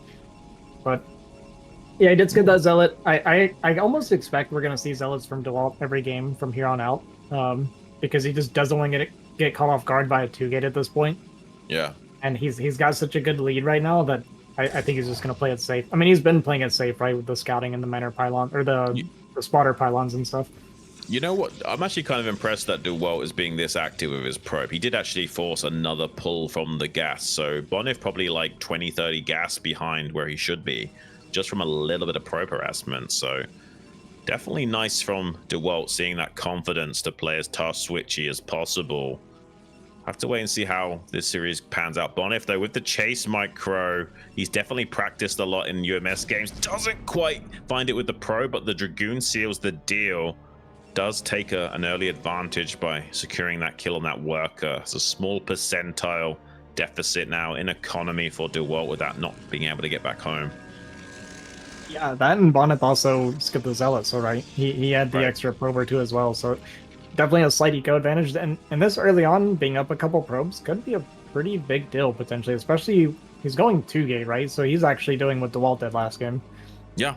I mean, these probes are, you know, on average about 50 minerals a minute, maybe a bit less the more saturated you get, but that's a pretty big deal when you consider how long these games can last. Eventually, you might be, a couple of Dragoons down the longer the game goes on. So every little advantage does end up being a pretty big deal, especially in the mirror matchups where you're trying to not let your opponent outmuscle you at critical junctions. Yeah, Dewalt sending out this probe here on the 3rd. Yeah, we got a pretty big tip there, looked like. Is that Tangard? I didn't get a full... I think I saw the name. It was like Tangard. I think it was Tangard for free. Yeah, Tangard with 300 euros. Big shout out to you, my guy. Really do appreciate all of your guys' support. Bonyth killing another scouting probe of Dewalt, but Dewalt kind of does have to just double check and see what Bonyth is up to right now. Honestly, doesn't really get a lot of information besides that it wasn't a greedy Nexus from Bonyth. So, I mean, I think this game, it's not a big deal, but it is a tiny advantage for Bonyth early game. But this fast Nexus from Dewalt might help him, smooth out those edges and creases going forward. We got another gate expand. It's a little bit scarier this time for Dewalt. because Bonyth did make that second go. He's doing a lot more army focus. So there actually is a window potentially before these 3 gates get online and pumping for Dewalt that Bonyth could actually find some damage. So this is one of those moments where the 1 gate expand can definitely be punished. And we'll see if Bonyth is able to identify that, because if he doesn't, he's going to be pretty far behind. Yeah, he's not been so adamant on scouting thus far. It's been Dewalt that's been really on top of his scouting. We'll have to see what this observer can glean. Might be able to get in there and get some very valuable intel. Another probe scout from Dewalt, really trying to see if there's anything coming his way. He knows that this is a little bit of a gamble that he's going for, and definitely Bonyth with the tools to punish if he so elects to do so. Observer now seeing the timing of that nexus, so he could, if he wants to, try to push out onto the map and do something about this soon, but I don't know, maybe his window is starting to close on him with how long it's taken him to identify this. Yeah, this was a very defensive build from Bonyth. It could have been aggressive, but he's turning it defensive, which he kind of got the bad news that he'd already started the Nexus when he saw the finished Nexus from Dewalt there, and Dewalt's actually going to be able to take this high ground. So this is kind of rough for Bonyth right now. He's going to have like a big Reaver advantage, but the Goon advantage in high ground is really hard to overcome. Oh yeah, absolutely. This is one of the biggest issues with this map in general. And I think that was one of the things that Dewalt had in mind, that once he gets a crazy count of goons from the surge of economy, he can just start to camp this high ground and force Bonyth into some unfavorable trades. I mean, the game's not over yet for Bonyth, but, you know, pun intended, he's going to have an uphill battle. Yeah, he's at least going to have a big window where he's going to have these 2 Reavers to 0 Reavers. He might even be Shuttle coming out. We'll keep an eye on that. But yeah, going to be a big gateway explosion from both players, so we're going to get some fireworks relatively soon. Right. I mean, Bonyth has a faster rally point to trying to challenge this, and maybe these gateways of Dewalt are a little bit too slow to stop the move out timing from Bonyth. We'll have to wait and see. When it all comes down to it, it's obviously going to be based on micro, probably, who actually wins, despite, you know, tiny positional and economic advantages for either side. It could still go either way here, especially with Bonyth's Reaver control. Yeah, I see what Bonyth is thinking here. So he spotted the Robo. He knows he's going to have 2 Reavers to 0. So he's going to be relying on a big push timing. That's why he threw down all these gateways. So we're cutting probes right now. We're going all goons, and we're going to go 2 Reaver with Mass Goon, and I think he's going to try to bust. Now, this is very semi-all-in, right? Like, he has to make this work. If this doesn't pay off, he's just behind in every metric. You know, not just economy, but his army will start to dwindle more and more, because he won't even be able to afford to produce on all cylinders for the most of the time with that many gateways. So he has to make this work right here and now, trying to get his toe up onto this high ground tentatively, surging forward a little bit with these Reavers to give himself some space. Now starting to collapse onto his army, though, is Dewalt with a massive arc of Dragoons, trying to rain down some shots on that Shuttle Reaver combo. Does take out the Shuttle. Reaver not yet fallen, just now bites the dust on one of them. Pretty good trades overall for Bonyth, but I still think there's a little bit left here for Dewalt to stop Bonyth from just exploding into finishing him off with this massive counterattack. So I think, honestly, this has gone okay for Dewalt, despite technically losing the fight. I'm not sure if there's going to be enough steam for Bonyth to go all the way. Yeah, Dewalt may have traded well enough. He did a great job cleaning up a lot of this. We got the Robo Bay, or the Support Bay, on the way now. So there's still going to be 2 Reavers with a Shuttle, and yeah, we're seeing that extra gateway. Bonyth is going to full commit. I figured this was kind of the plan. He at least reclaimed his high ground. He's going to full commit. It's do or die for Bonyth. Yeah. No, I agree with the decision making. You kind of can't do anything else here. He does still have Reaver advantage. It's just going to be tough to overcome the muscle that Dewalt is going to be producing. 6 Dragoons at a time, and will eventually start to trickle out his own Reavers as well belatedly. It's taken Bonyth a few extra production rounds to start to initiate this attack, and there's a little bit of a choke point for Dewalt to try and exploit. With good Reaver micro, anything's still possible, though. Some great Scarab hits to start things off, and Bonyth should smash this army of Dewalt, actually. Bonyth just somehow always seems to find the most cost-efficient trades when it looks like it should be more even. And suddenly Dewalt in a little bit of trouble. He will have those Reavers coming out soon, but not quite yet. He has the Shuttle. Reavers on the way, but a big window now for Bonyth to start to punish. Yeah, he's in a lot of trouble right now. The supply is misleading. We're even on supply, but Bonyth has cut so many probes that Yeah. he has a huge army supply advantage right now. And with these two Oof. Reavers to 0 at the moment, Dewalt's he's falling here. Yeah, it looks like it. Has got his own Reavers now to start microing, but such a small account of Dragoons to boot. I don't know if this is going to be good enough for Dewalt. He needs such high-level micro to pull it up. Doesn't find it. Massive Scarab detonations in the natural expansion. GG is called, and the comeback might be starting for Bonyth. A little bit of a hand-in-head moment there for Dewalt as he touched his forehead, like almost like, oh, damn, I kind of let that game slip through my fingers there. I thought I was in a good spot. And Bonyth always seems to find these little niche win conditions that Dewalt will have to continually be worried about. Yeah, that was stick killer instinct from Bonyth there. He saw the Robo timing and he immediately devised his plan like, hey, your Robo is late. I have amazing Reaver control. I'm going to go for a timing. And he absolutely crushed Dewalt with that timing. Yeah, really exceptional stuff. Super stoked. We might be going all the ways. This is going to be crazy, RZ the Haki. We might be going all the way to set number 8. Obviously, there will only be 8 games played with the 1-0 advantage for Bonyth from the start. Does still have another game to really start to make up the deficit and kind of, not sweat the match point too much. Dewalt just needs one more game to close things out. Our next map is going to be Radon. It's a very solid macro map. And I think either player is going to be feeling pretty happy about this map. There's not going to be any crazy shenanigans, probably, unless it's horizontal spawns. And I think Dewalt might be looking to do maybe a gateway expand or something here again. But who knows? Maybe that last game made him too shaky about it. Yeah, the gate expand there.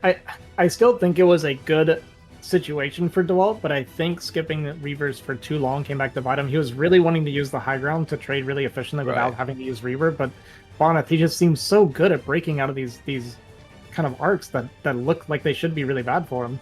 Right, it's almost like when you watch Best play against Terran players. He breaks open positions that look unbreakable, and you just sit there wondering, how is he doing that? And similarly with Bonyth, he's got such crazy good control that he's able to, put himself into good positions and make up deficits, go for these crazy timing attacks that most of other Protoss players either wouldn't even identify to go for in the first place or wouldn't have the execution necessary to pull it off.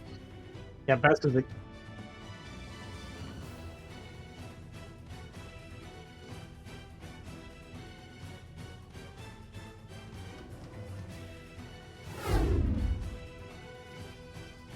Okay, apparently we're going to have a quick announcement about the Bombastic StarLeague non-Korean championships. A little bit of information for you guys coming up on the screen. This is going to be some more exciting content for you. What do you think about this, Mr. Dahaki? Yeah, I'm actually pretty excited to see this. So we're gonna, I guess, it's the top 4 BSL Pro Leaguers, right? So we're gonna get Bonyth, Dewalt, Hawk, and Ziki against Mihu, Jeonhoon, Fengji, and I don't even know, so I'm not gonna try it. Kwao GG, I don't know. But yeah, I know Jeonhoon and Mihu specifically. Of course, Mihu, I mean, he's a legendary Terran. That guy's an absolute monster. Jeonhoon, I've played with him in BGH. He's a really, really strong Protoss player too. So he's seriously strong, yeah. Yeah, it's gonna be good. I'll be very excited to see those games. Yeah, okay. Looks like who would you put your money on having the strongest hope of overcoming the Chinese wall right now? Do you think Bonyth, Ziki? Who do you think?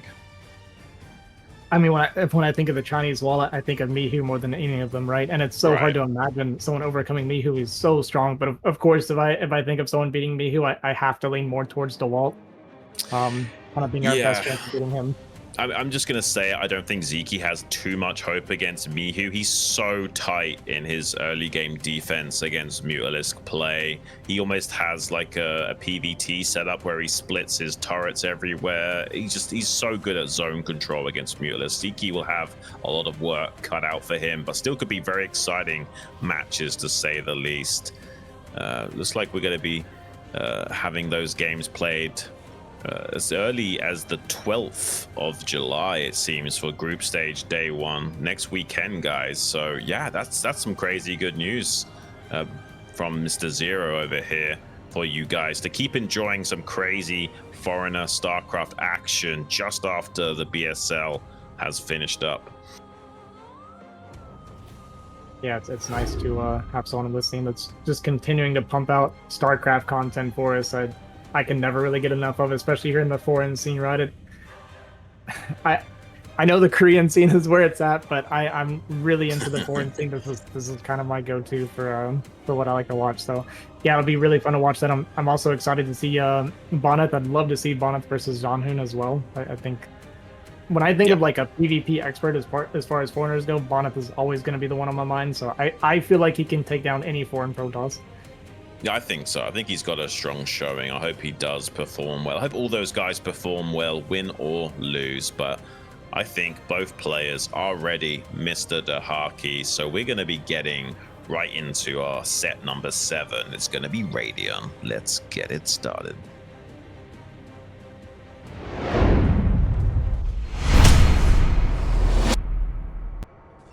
Spawning here, down in the bottom right. It's the blue Protoss Bonyth.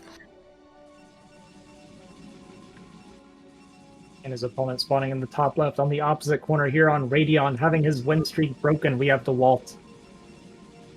Now that's such an important momentum shift for Bonyth. Now gives him renewed hope and vigor that a reverse sweep is possible. He could go all the way, tie things up on Radon, and take it to set number 8 and get a 5-4 victory over Dewalt. That would be such a spectacular way of concluding this series. Will Dewalt tilt and allow that to occur, or will he dig deep, stay laser focused, and get the gold medal that he so covets? Yeah. So I want your opinion on this. My go-to when I see cross-spawn Radon pretty much guarantees about as standard a game as possible, and I feel like this map spawn, this favors Bonyth. Would you agree with that? Yeah, I would say so. I think any game that allows Bonyth to play his straight-up style usually favors him, unless you can get away with crazy greed that cannot be punished. So if it was something like a gateway expand out from Dewalt, and Bonyth just went one gate tech, maybe that's good for Dewalt, you know. But in pretty much any other circumstances, I think this is Bonyth favored. It's 38-second rush distance, worker speed, ramp to ramp when cross map. So you are a little bit hesitant to be aggressive on this map when you know it's cross spawns, not including the fact that it's such a wide open center, so you can get easily flanked if you haven't got perfect scouting information and what have you. So yeah, usually you're looking at more macro based play, and that does technically favor Bonyth here, unless Dewalt wants to be super greedy. Yeah, we could be in for a long game here. It's going to be really hard for them to kill each other this far away from each other. Cross-spawn Radon, it's like you said, the travel distance is pretty insane. It's the longest of any map that I personally have ever played on. So yeah. It's going to be really hard for them to take each other out. I mean, I think the only thing that comes anything worse than Radon is like those crazy, like massive 256 by 256 free-for-all maps. Nothing else really compares to this in the 1v1 scene. Yeah, for sure. So it looks like nothing crazy to begin with. I'm actually surprised. We've got 0 2-gate openers from Bonyth so far this series, whereas he pulled it out multiple times in the last series. Right. I'm curious because, I mean, you know, Bonyth's found him early. He's got the scout in the main base. I would say that's a big win for Bonyth, you know, getting the scout inside. I mean, obviously Dewalt also has that going for him. Oh, a mana pylon to punish the lack of Zealot, actually. I was waiting for that to happen in this series because there's so many times we've had a Zealotless opening from one of these guys and not a single mana pylon. Finally, Dewalt pulls it out. Yeah, I think this is oh, we managed to get the probe out though, so that's nice for Bonyth there at least. But yeah, I was wondering, he was just going to go ahead and cancel. I was wondering about it because, you know, Bonyth has skipped this for like 4 games now. 3 or 4 games he skipped the Zealot now. So I think Dewalt was finally like, hey, stop doing this. So we finally get a little bit of a better pylon. Yeah. Well, I think certainly you're less worried about a proxy 2-gate on a map like this. I mean, you can go for it, but probably better on a map like Polestar than Radon. I don't know. I seem to see players easily smack down 2 gates on map like this, generally speaking. It's really. I mean, I personally think 2-gate is really bad on this map 10-12. Or really any version of 2-gate is pretty bad on this map, especially if Right. you're house spawn like this. Yeah. So yeah, this kind of these spawns will favor standard and greedy play more so than aggression. Okay, and a second gateway out from Bonyth here, so wants to keep his options open despite it being cross map. This will allow him to have a lot of defenders as well as potentially a counter attack if there was some crazy cheese. Oh, a 3-gate robo from Dewalt. He wants to play super safe as well as have perhaps a slightly bigger Dragoon advantage to work with here. Really surprised we're seeing 3-gate robo. Yeah. Like very surprised, honestly. Yeah, I'm wondering why Dewalt's want to go for this. I understand that he's wanting to stay away from like Reaver versus Reaver, like straight up as much as possible. But I really did not expect to see 3-gate robo cross spawn. It's just so uncommon on this map, cross spawns, right? Like, why do you need to play this safe? It almost doesn't make sense. Yeah, I actually don't know. To be honest with you, I don't know exactly what he's thinking. I would love, again, it's another moment where I'd love to know what we're thinking, but... Yeah, I have no idea, to be honest with you, RZ Dahaki, but he's going to be able to take out this Dragoon with pretty efficient micro there. Bonyth will not be intimidated by the pressure of that initial Zealot coming in to check things, but does see that there's no Nexus already planted for Bonyth, so it did provide some scouting information for Dewalt for the price of that entry fee of 100 minerals, making that Zealot initially. So not a terrible play by Dewalt to get in there and check what was what. But it is going to be that fast Nexus play from Bonyth. This is probably about as safe as you can take a Nexus in PvP. Yeah, this by the way is so brave to me. Sending our observer straight down the middle of the map when you don't know what your opponent's doing. This feels like we're risking donating the observer so bad, but it looks like he's actually going to perfectly skirt on the outside of vision here, so he's actually going to get pretty early scout compared to Dewalt here, and that'll be really nice confirmation for him. He's going to see that it's 3-gate. He's got his Reaver on the way behind us too, so he's going to be really happy to see the game state. Yeah, I kind of like want him to throw down an AI pylon as soon as he sees that there's no Nexus there. Like, he has to assume this is some crazy aggression. He's even going to go into the main base and confirm this is 3-gate. I would love to see an AI pylon thrown down by Bonyth, but he hasn't sent a probe to do that. He must feel super confident, or I don't know what, but does also lose that observer. Vision advantage now for Bonyth, pushing down, could get a cancel, and as Reaver's about to slug it out down the ramp, there's a slight Dragoon advantage for Dewalt. Can the Reaver get into a good enough position in time? I think he will. Nerves of steel from Bonyth. Like, I've got major respect for this guy. He rarely flinches in the face of pressure. Yeah, that was pretty much perfect movement with his army there. He saw the 3-gate, or he saw the goons coming, and he ran behind his Nexus to use his Nexus to do some bit of AI. Like, instead of an AI pylon, we used an AI Nexus, right? While waiting for a Reaver. So it was really nice reaction from Bonyth. He's gonna see, well, I guess he's not gonna see the gateway come down, but it doesn't matter either way right now. He knows he's got a pretty good position. He just needs to defend. I'm really happy about these compensations and adjustments from Bonyth. He's like, okay, I don't need an AI pylon right away. I just use the Nexus temporarily, and then once I've resecured my natural, I'll then throw down the AI pylon. So there's not even a risk of the pro being sniped, which I like as well. So yeah, really thoughtful, cerebral play from Bonyth. Now we have the shuttle support showing up for Dewalt. Pretty good Scarab connection thus far, though, softening up those Dragoons. Dewalt's aggression could run the risk of fizzling out here if he makes any kind of blunders like that again. Yeah, absolutely. I mean, he's going to at least put pressure on this pylon and kill the pylon, so whatever tiny victory he can get right now. Those Scarabs barely even paying for themselves, though, taking that pylon down. But yeah, he's at least going to hold position here. He's not going to be able to push forward. He's going to try to find some value. He knows he's a little bit behind, but it's not that bad. It's definitely not unplayable by any means. Yeah.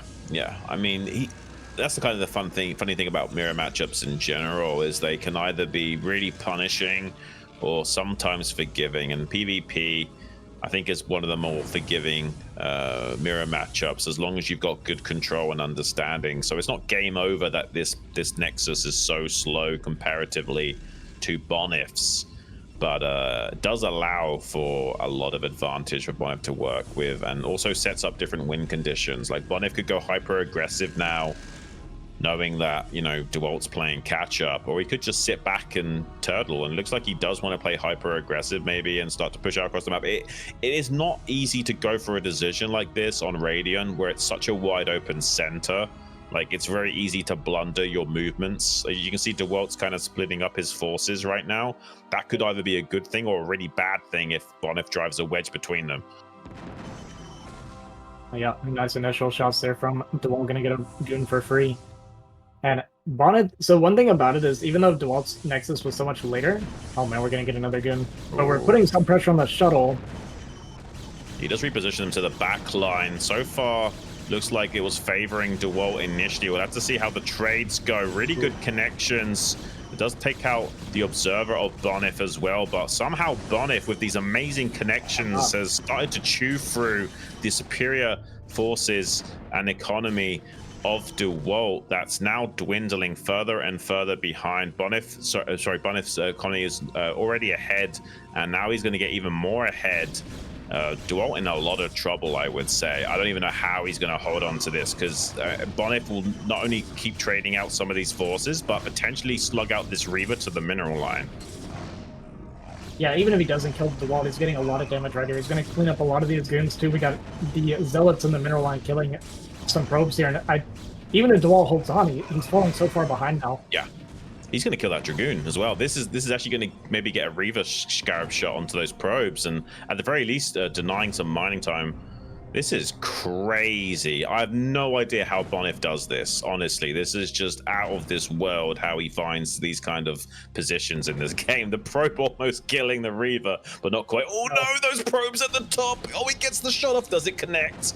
Oh, it does find 2 more additional probes. That's like 10, maybe 12 or more probes that have gone down to the combination of those Scarabs and the Zealot that was hitting away at them earlier as well. And he was already behind in this economy curve of the game. So, I mean, this is looking like an equalizer for Bonyth if it carries on like this. Yeah, I mean, Bonyth did it again, man. He took this earlier expansion, he got the extra mining, and when he identified the 3-gate, he cut probes, right? And then he cut probes, he was like pumping tons and tons of units. You see it there in his mineral line, Radon's natural. Like, look how low his probe count is. His army was getting huge while Dewalt was playing catch up on economy, and he used that to push forward and get a really, really good trade. Yeah, we've seen that from Bonyth a lot. And I think that's one of the best ways to play this kind of matchup. This mirror matchup is, you know, identify what your opponent is trying to go for and then just exploiting that. Trying to dive into natural expansion now, gets amazing connections with the face open shots onto that first Reaver, takes it out. Second one biting the dust as well. Both Reavers maintained for Bonyth, and this will be a tap out from Dewalt. He has equalized the series 4-all despite the previous domination of like 3 or so games in a row from Dewalt. Suddenly Bonyth hitting back strong and is going to be taking it to set number 8. This could go either way still, but so much momentum on Bonyth's side. It's going to be so hard for Dewalt not to tilt from that. You could not ask for a better finals. We are going to the final game of the series, right? So yeah, I mean, and this is what I was talking about earlier. I find this to be so impressive. Bonyth lost 4 games in a row, and he came back with killer instinct after killer instinct and takes 2 games back. And now Dewalt's the one that's going to be feeling the pressure. I mean, they both are, but it's like you're coming off 2 losses now, 2 very frustrating losses where it felt like it was going well, and then Bonyth just kind of crushed through and takes the games from you. Honestly, I don't even know how you handle keeping your wits about you as Dewalt right now. I would be so blown away if I was in his shoes. Like, after winning that many games in a row and suddenly Bonyth is fighting back like this, after all that crazy good planning and, you know, the build order variety that we went for previously to outplay Bonyth, you'd be feeling fantastic after that. And for it to slip through your fingers in this fashion, I mean, I don't even know how I'd be feeling if I was in Dewalt's shoes. I hope he can keep his wits about him and stay locked in, because he needs to play out of his mind to take this final game from Bonyth.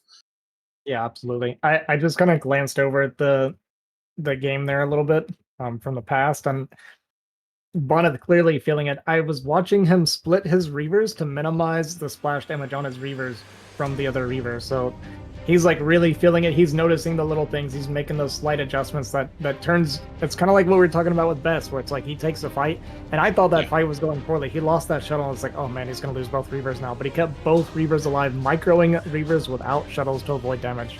This guy's feeling it now. He's insane. Oh, he's on a different level. There's no one quite like Bonyth, especially in the foreigner scene. It's really wild stuff. I think Dewalt needs a little minute here, maybe to quickly run to the bathroom. We could take a little bit of a break. Let's take a quick, like, 2-minute break, guys. Run to the bathroom, get some drink, get some popcorn. We're going to be right back for this final game.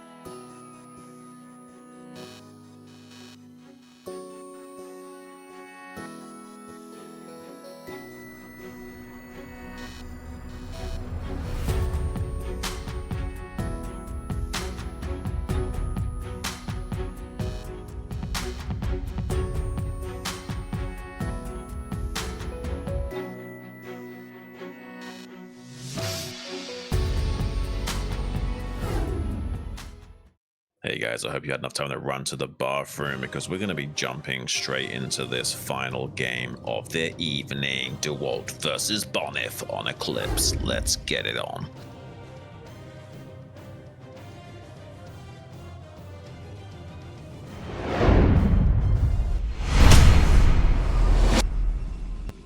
Spawning here in the top right as the blue Protoss Dewalt. His opponent here on Eclipse. In the bottom left, we have Bonyth. Now this and win, best of 9 has become a best of 1. You're completely right. Now Dewalt did have Bonyth's number originally on this map, but this was also Bonyth's pick initially. So who knows? Maybe this won't quite be going Dewalt's way.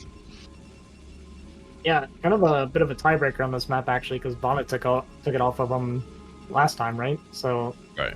I think the only win that Dewalt had was Metropolis in their first series. So Yes, this is for the championship, but more importantly, it's a tiebreaker on this map. Yeah, it's a best of 3 within a best of 9. I mean, you've just got so much bang for your buck here at the BSL. So your contributions are not only necessary, but greatly appreciated. And Dewalt's so animated. I never really watched his camera that much, but he does a lot of like fidgeting and mouth movements and stuff, whereas Bonyth is like stone cold when he's playing. Yeah, no, it really is like that. Dewalt is just super animated, and no matter whether or not Dewalt is winning or losing, he's like that. And similarity for Bonyth, like most of his emotions are like his lips slightly parting for a sigh, and that's about it. Yeah, got both probes passing each other in the center of the map, so going to be equal scout timing here for both players. And nothing too crazy, no 2-gate. So we're going to get this entire series without a single 2-gate from Bonyth. Yeah. I expected that. I said earlier that I do think that this guy is the least likely player to go for a build like that. We did it a couple of times in their first series, so I thought maybe we would see it again. He's kind of like the inventor of the 10-12, you know? Well, we'll see what they've got planned on this map, but I imagine it's going to be something similar to what we've seen before. You know, like maybe there's a 3-gate here, but even then I'm not so sure. This most likely will be like a 1-gate robo or 2-gate robo kind of play from either side. Yeah. Just a little thing that I feel like we have to point out every time. No Zealot from Dewalt this time, so it's going to be up that 1 worker. Straight into the goon, whereas Bonyth went for his 14 Zealots, so... Yeah, Again, these are like kind of minor things, but it's still something. Up. Yeah, it stacks up. And we also can point out that, you know, that Zealot for Bonyth is not actually blocking the ramp and stopping the scout from happening. So honestly, it's not as good as it would usually be going for that Zealot, right? With the 1v1 map does allow you to circumnavigate that issue. Like, you know, Dewalt is well aware of the timing of when that Zealot will be on the ramp, so he can send out his scout easily early enough to avoid that. Yeah. Yep. So, yeah, it's going to come down to, you know, I'm curious if we're going to see a gate expand from Dewalt again. I feel like it's kind of run its course in this series, and it might be, with the 2-gate robo that Bonyth's been doing, it doesn't really feel so safe anymore. Yeah. Have you noticed that, like, Bonyth always seems to win these, like, games of chicken as well? Like, he's almost never the guy to pull his Dragoon back or something. Yeah. Yeah, well, I swear it's like he knows there's a cheat code to make his units fire faster. So he's just confident. Reminds me of, like, people spam clicking with their SCVs because they're so sure it gives them in crazy more damage. Yeah, which is a myth, by the way, just It's so you guys know. Yeah, it's a complete myth, Ozzy. Woo. All right, little trade there went a little bit favorable for Dewalt, actually getting some more hull damage on the goon there of Bonyth.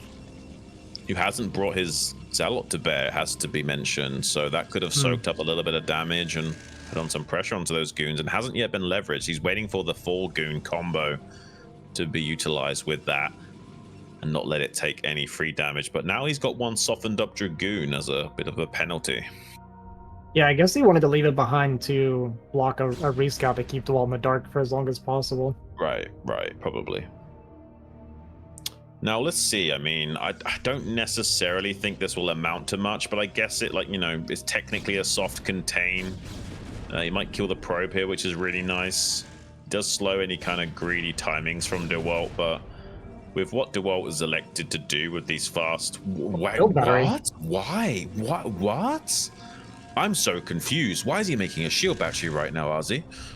I don't know. Even if it's 3-gate, you're not really scared of a 3-gate with 2-gate on the high ground. I don't know what made him panic so much. This is showing way too little confidence, I feel like, from Dewalt. Yeah, I would say so. I would say that's a lack of confidence going for that. Like, he just wanted to hedge his bets and be safe, but that's going to really cost him. That's a whole zealot worth of minerals for something that probably won't even be utilized. Yeah, if he's using that, it's because he lost the game at this point. So. All right, Well, so yeah, a little bit of a. I wouldn't say it's like a big advantage. I mean, it's really not a big advantage, but it does show a little bit of a sign of lack of confidence, I think, and it is a slight advantage. I mean, it's wasted money, so it can matter. no, yeah, absolutely. I mean, he's got to pay for probes, dragoons, even the scarabs on this Reaver take a toll. That's 100 less minerals he's got to put onto those scarabs. Oh, that's a big mistake from Dewalt surging down the ramp. Bonyth, though, gets a little bit punished to try and snipe it, running onto the high ground with the lack of vision from an observer or something. Didn't allow him to get the follow-up shot. He should have just been happy with that first volley, but tried to capitalize on it and paid the price of a dragoon.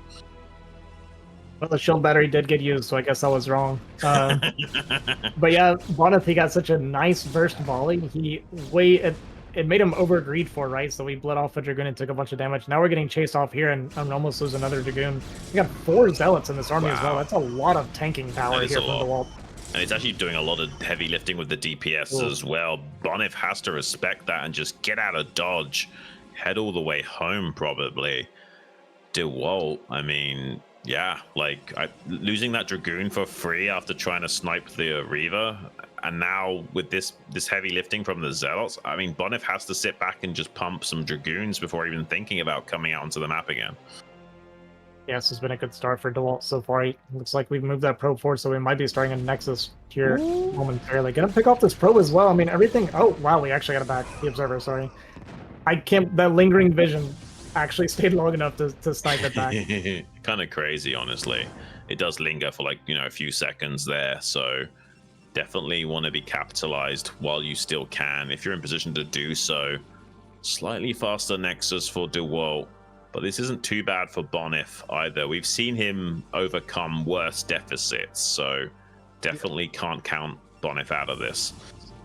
Yeah, it's still completely fine so far. He is slightly behind, but it's not too bad. But you can feel the tension in this game from both players. I mean, that dive from Bonyth was so uncharacteristic. That was a oh my god, I can win now moment, like.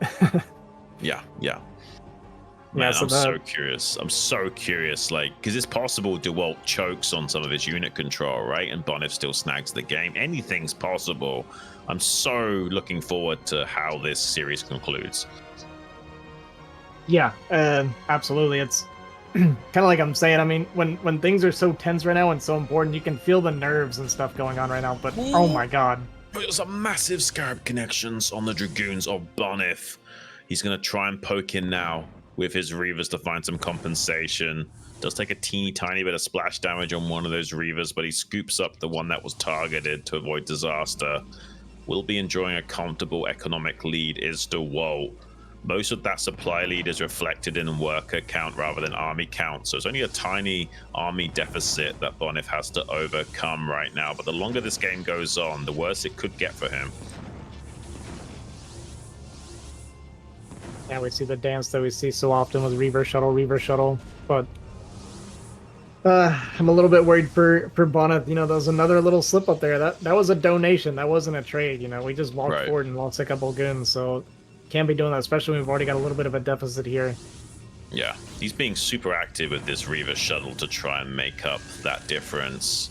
Also now trying to surge in with the Dragoons to snipe the Observer. It does kill the Observer, pays the price of admission with a Dragoon, but it does give him vision advantage. So now it's much more easier for Bonyth to skirmish and kind of keep Dewalt on the back foot. Dewalt surges forth, though, to try and mitigate that vision advantage, to try and pounce on top of those Dragoons. Doesn't quite find the shots necessary, but has got a Reaver advantage of 1, 3 to 2. Does need good micro still to leverage that. Does lose the Reaver, though. Uncharacteristic mistake from Bonyth. And that could be the first nail in his coffin if this maintains. Another nice snipe on the Observer there, at least, but yeah, I'm starting to get really worried. There's 3 Reavers here. I mean, 3 Reavers, very hard to micro. Typically, when you see players, they're doing the 1 Reaver instead of the 2. It's just because it's much easier to micro, but losing the Reaver when trying to do a single versus 2 is not something you want to see for Bonyth. Absolutely not, Mr. Dahaki. I mean, Bonyth seems a little bit desperate to find some counter shots. Doesn't quite find the kill on either the Reaver or the Shuttle. Oh. Both are low, though. Kills his Shuttle. Dewalt finds amazing snipe on that. And both Shuttles now dead in the water and gone for both sides. But still 2-1 on the Reaver count for Dewalt. We'll be able to hold this natural expansion. And Bonyth not quite able to find that little critical timing window to exploit just yet. Yeah, going tit for tat here. I mean, that last Reaver shot from Bonyth that was pretty huge. But we got no shuttles here for this battle against all these Reavers. Nice targeting though from Bonyth. Yeah, there's still though just a little bit too much meat on the bone for Bonyth to chew through. That final Reaver paying dividends and holds the line, and eventually Dewalt will be able to utilize this economy that he's been able to muster all this time to greater and greater effect. Bonyth will throw down his own gateways, but Dewalt's already been pumping off of more gateways than Bonyth has, so Bonyth definitely the one playing catch-up in this game. Yeah, we're actually moving across. We do not see the shuttle coming, so this could potentially be devastating damage if Bonyth does not react quickly and appropriately, and there's just nothing at home. And I mean, we're full rallied across the map right now. This could be bad. Well, I mean, inversely, Bonyth could make it work and somehow crazily bowl over this goon position of Dewalt with some good Scarab connections. That's a pretty okay one to start the day, but does he react? He takes 1 or 2 probe losses initially, and Dewalt doesn't want to micro on 2 fronts. You saw him pull back that shuttle immediately, actually, and I mean, didn't even need to react to that. Like, not a single probe pull or anything was made. It seems like Dewalt wants to really put all of his eggs into one basket, but maybe Bonyth could make an omelet out of that. Yeah, we'll see. Mike try to get some shots here on the pros. They're going really deep with these 2 Reavers. Only gets 1 shot off, unfortunately, on the goons there. Gets another observer snipe. He's been great about that, if nothing else. Yeah, I'm so blown away that Dewalt just like went in there, killed 2 probes, and then went all the way back with his Shuttle Reaver. Kind of insane what we're seeing in this final game. But so far, it looks like Dewalt is still in a really comfortable position. There's not that many Dragoons to leverage, and just a threat of Bonyth for Dewalt going for counterattacks like that, I think are pinning down some of the Dragoons of Bonyth back at home, worried about that kind of play from occurring yet again. And that means there's not that many forces to bear at the front line. So this is making it easier for Dewalt to just, you know, skirmish and go toe-to-toe with Bonyth, despite the micro from him. So nervous with how little Bonyth has here at the front. Like, if Dewalt realizes that and just rushes forward, Bonyth would get absolutely overwhelmed, but he does not realize there's so little out here up front. We finally see those extra goons coming across the map. It's because of the observer advantage, right? Like, Bonyth has total vision advantage, so he shut down Dewalt from figuring out exactly what's going on behind this front line. Now he's going to start to feel a little bit of confidence now that he doesn't see too many Dragoons, but that's okay for Bonyth. He's now got his reinforcements showing up. I mean, technically Bonyth can win this game, right? Like, if he micros out of his mind the entire game, eventually takes a 3rd base, this could still work, right? Yeah, I mean, he's doing his best he can to chip away at these goons. He's doing a great job, avoiding the Reaver shots there. It's funny, I made fun of the shield battery. We have used it many, many times at this point to restore our shuttles and Reavers, so yeah, I mean, he is finding value out of it. I mean, fair play to him. He's finding good value out of that building this game. It definitely helps against someone like Bonyth, who's so constantly insisting on trading with you and skirmishing with you every few seconds between macro cycles and what have you. It's almost like Mutalisk harassment. It's just non-stop while he's, macroing back at home. Nice shot again. Gonna chip the Reaver there a little bit and get a nice shot on the goons. Yeah, it seems like Bonyth generally is winning these little wars like this, the little chip damage. He is down 20 supply. I think his worker count was much lower in general. He's once again kind of been cutting a lot more workers than Dewalt. But man, he just keeps finding the observers. Yeah, but this observer's out of position. He might kill it. I think he thought that was the only observer that Dewalt had. Doesn't actually lose his observer. Somehow, Dewalt not finding that Bonyth surges forth, targets down one of the Reavers. This is crazy confidence from Bonyth. He does take some massive shots onto his own Dragoons from that Scarab, though, trying to find his own big shots. He hasn't got a shuttle to navigate anymore, and it looks like Dewalt is going to overrun this army just when Bonyth was eyeing up that third base, which has gone down. Yeah, once again, this is kind of what I was worried about earlier. We have so many units back at home for Bonyth, right? So he gets pushed out here because of this. He was trading really well. We do have the main mining out for Dewalt. We actually have a fair amount here for Bonyth. This is what I was saying. His worker count definitely much lower. It's kind of a shame that Bonyth didn't bring more of these forces to the front, I think. Like, I think he might have been able to maintain the contain on Dewalt had he brought more of these forces here earlier. Absolutely. And as it stands, now Dewalt not only has an attack vector, he could also, take his own third base, which he is doing. Bonyth driving a wedge between the rally point and that army for the time being. Could maybe still find some shenanigans to make it work. He might intercept the probe transfer, actually. That would be kind of crazy. But now Dewalt starting to collapse on that army. Only a few of the probes going down. Kind of Bonyth has to commit now. He can't retreat anymore. But Dewalt, just absolute massive flanks. Could maybe kill this slugged out Reaver on the eastern flank for free, but there's just not enough for Bonyth to make these trades work. Dewalt is doing cleanup on aisle 5, and Bonyth looking like a deer in headlights as he loses perhaps his last hope of winning this series against Dewalt. Yeah, there's so many units left over for Dewalt. I mean, it looks like Bonyth has been trading better, I feel like, in the small skirmishes and stuff, but he was not bringing his army to full force like Dewalt was able to from the defender's position, right? And he kept getting really good trades in the big fights, whereas Dewalt was winning the little skirmishes and stuff. And right now, Dewalt, his supply is so far ahead that I am very afraid. Even the Reaver drop behind us, oh my god. Yeah, anything is just so painful right now for Bonyth to sustain. He needs basically everything to go perfect from this point onwards to just have a chance at winning. It's kind of unfortunate. I mean, both players have taken their third base kind of at the same timing, but a massive army advantage now for Dewalt. One thing that Bonyth has going for him is that maybe Dewalt isn't feeling totally confident about his position. He might not realize how far ahead he is. He knows he's ahead, but not by how much. Depends on how cocky he wants to be with surging forward right now, because he could put a lot of pressure onto Bonyth, drive a wedge between the natural and the third, and put a clock on Bonyth and force him to trade with him or take the space out for free. Bonyth has a couple of Reavers on the high ground at the natural third, trying to surge forward with some of his own Dragoons on the low ground to isolate those Reavers and shuttle, but Dewalt holding the line for the time being.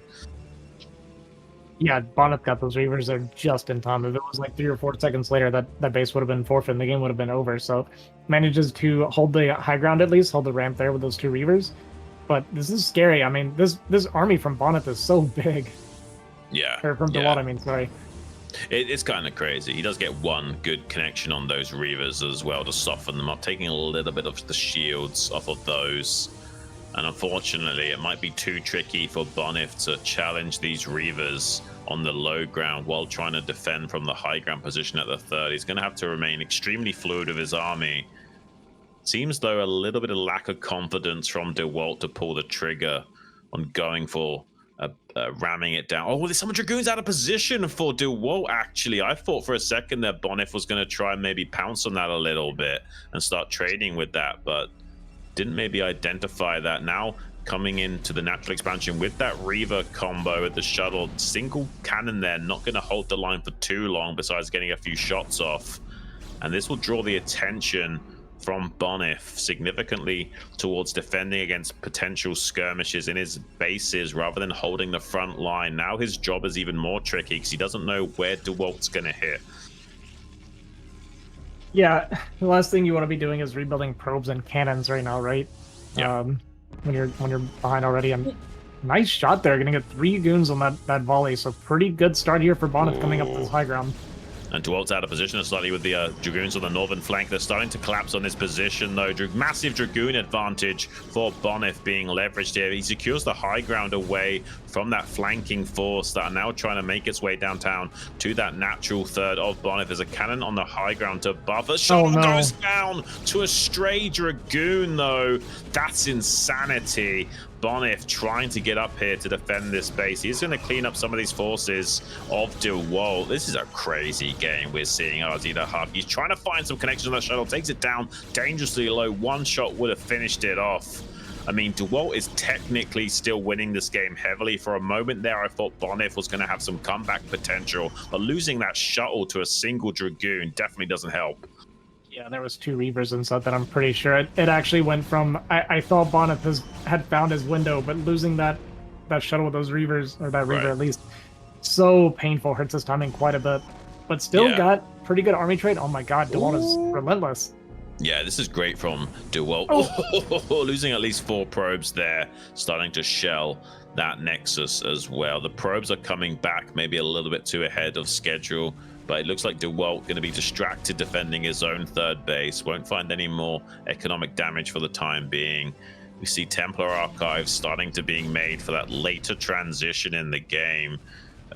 I don't know, man. Like this, the longer this game goes on, the more I think Bonyth could have a comeback. It's just going to be so hard. Like Bonyth has got a Templar Archives on the way. He is eyeing up the late game potential. He knows the only way to win this game is like, you know, in the very late game phases, like 30 to 40 minutes. But I mean, it's going to be so tough. It's such an uphill battle for him. Maybe he can outmaneuver and outmicro Dewalt in this mid to late game phase, but it's going to get super late soon, and he's going to have to do some really heavy lifting with some clutch storms if he wants any hope of winning this. Yeah, if he gets to Storm, if he can start doing gas dumps into Storms and stuff, then maybe he could find some comeback. Right now, his probe count is just in the gutter, though, right? Like, this 3rd base is barely saturated, whereas Dewalt has been mining so healthy on these extra bases, so I'm definitely worried there's a window for sure where Bonyth could fall very, very far behind and could potentially get killed. But if we get like 3 gases up, for instance, and our opponent isn't making Storm, oh my god, we might find this. Oh my gosh, this could be a big mistake from Dewalt. Both Reavers going down. Doesn't quite get the shuttle, retreats to the high ground safety. There are a lot of Dragoons trying to outmuscle this position, but there are reinforcements available for Bonyth to force those units to tuck tail and run. Those are the kind of things that will need to occur for a comeback from Bonyth, who's yet again going for Archons. This man just really loves Archons. Can you explain to me? Because I was of the understanding that you only really see Archons when it's like Zealots being mixed into the compositions a lot. Yeah, I feel like I must be misunderstanding something, right? Because when I see Archons, I think, oh, I need Dragoons and Reavers. I don't think, oh, I see Dragoons and Reavers, I need Archons. Like, this feels so backwards to me. I must be not understanding something. Maybe, or maybe it's just a way of optimizing his minerals and gas spending or something. I have no idea, but it certainly seems a little bit peculiar to me. Maybe he just doesn't feel like he's got enough time to go into Sonic Storm right off the bat and needs a little bit more. Oh no, he's out of position. Dewalt going to be setting himself up onto this high ground. Bonyth might have to, yeah, he's indecisive. He's thinking about sacrificing his 3rd base and just going for it and taking out Dewalt's 3rd base as compensation. He's probably thinking, hang on a minute, Dewalt's got a lot of forces attacking my 3rd right now. That means he hasn't got shit at home. And so he's going to try and ram it down right now and make sure he tries to punish Dewalt for going for this play if he can. I mean, I'll say this. Because we made so many less workers when we kill these 3 bases, these 3rd bases, Bonyth will be mining at Dewalt won't be, so... Yeah. I mean, this is crazy. This game is going to be insane because, I mean, can Dewalt stop Bonyth from killing the 4th? Like, there's a possibility that Bonyth might be able to rotate around, kill these units at the rally point, and eventually find a win condition by squashing this 4th. And yeah, the supplies are really close right now. We're down to like the wire here. There's no shuttle to support these Reavers, so there is a potential opportunity for Bonyth to pick these Reavers off. Chaosu underscore now we got underscore is sub a Gosu for 29 This is crazy. months. Oh, he Now gets or the never Reaver. finish. Okay. Oh, no.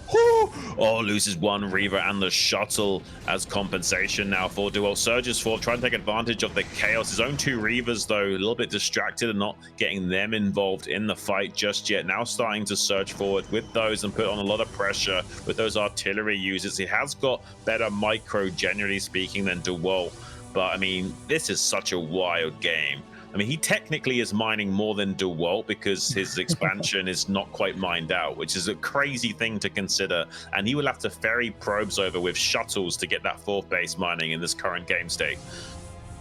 I can't believe how close this is becoming. And Bonyth, what happened there? He went for the pickup on his Reaver and missed one.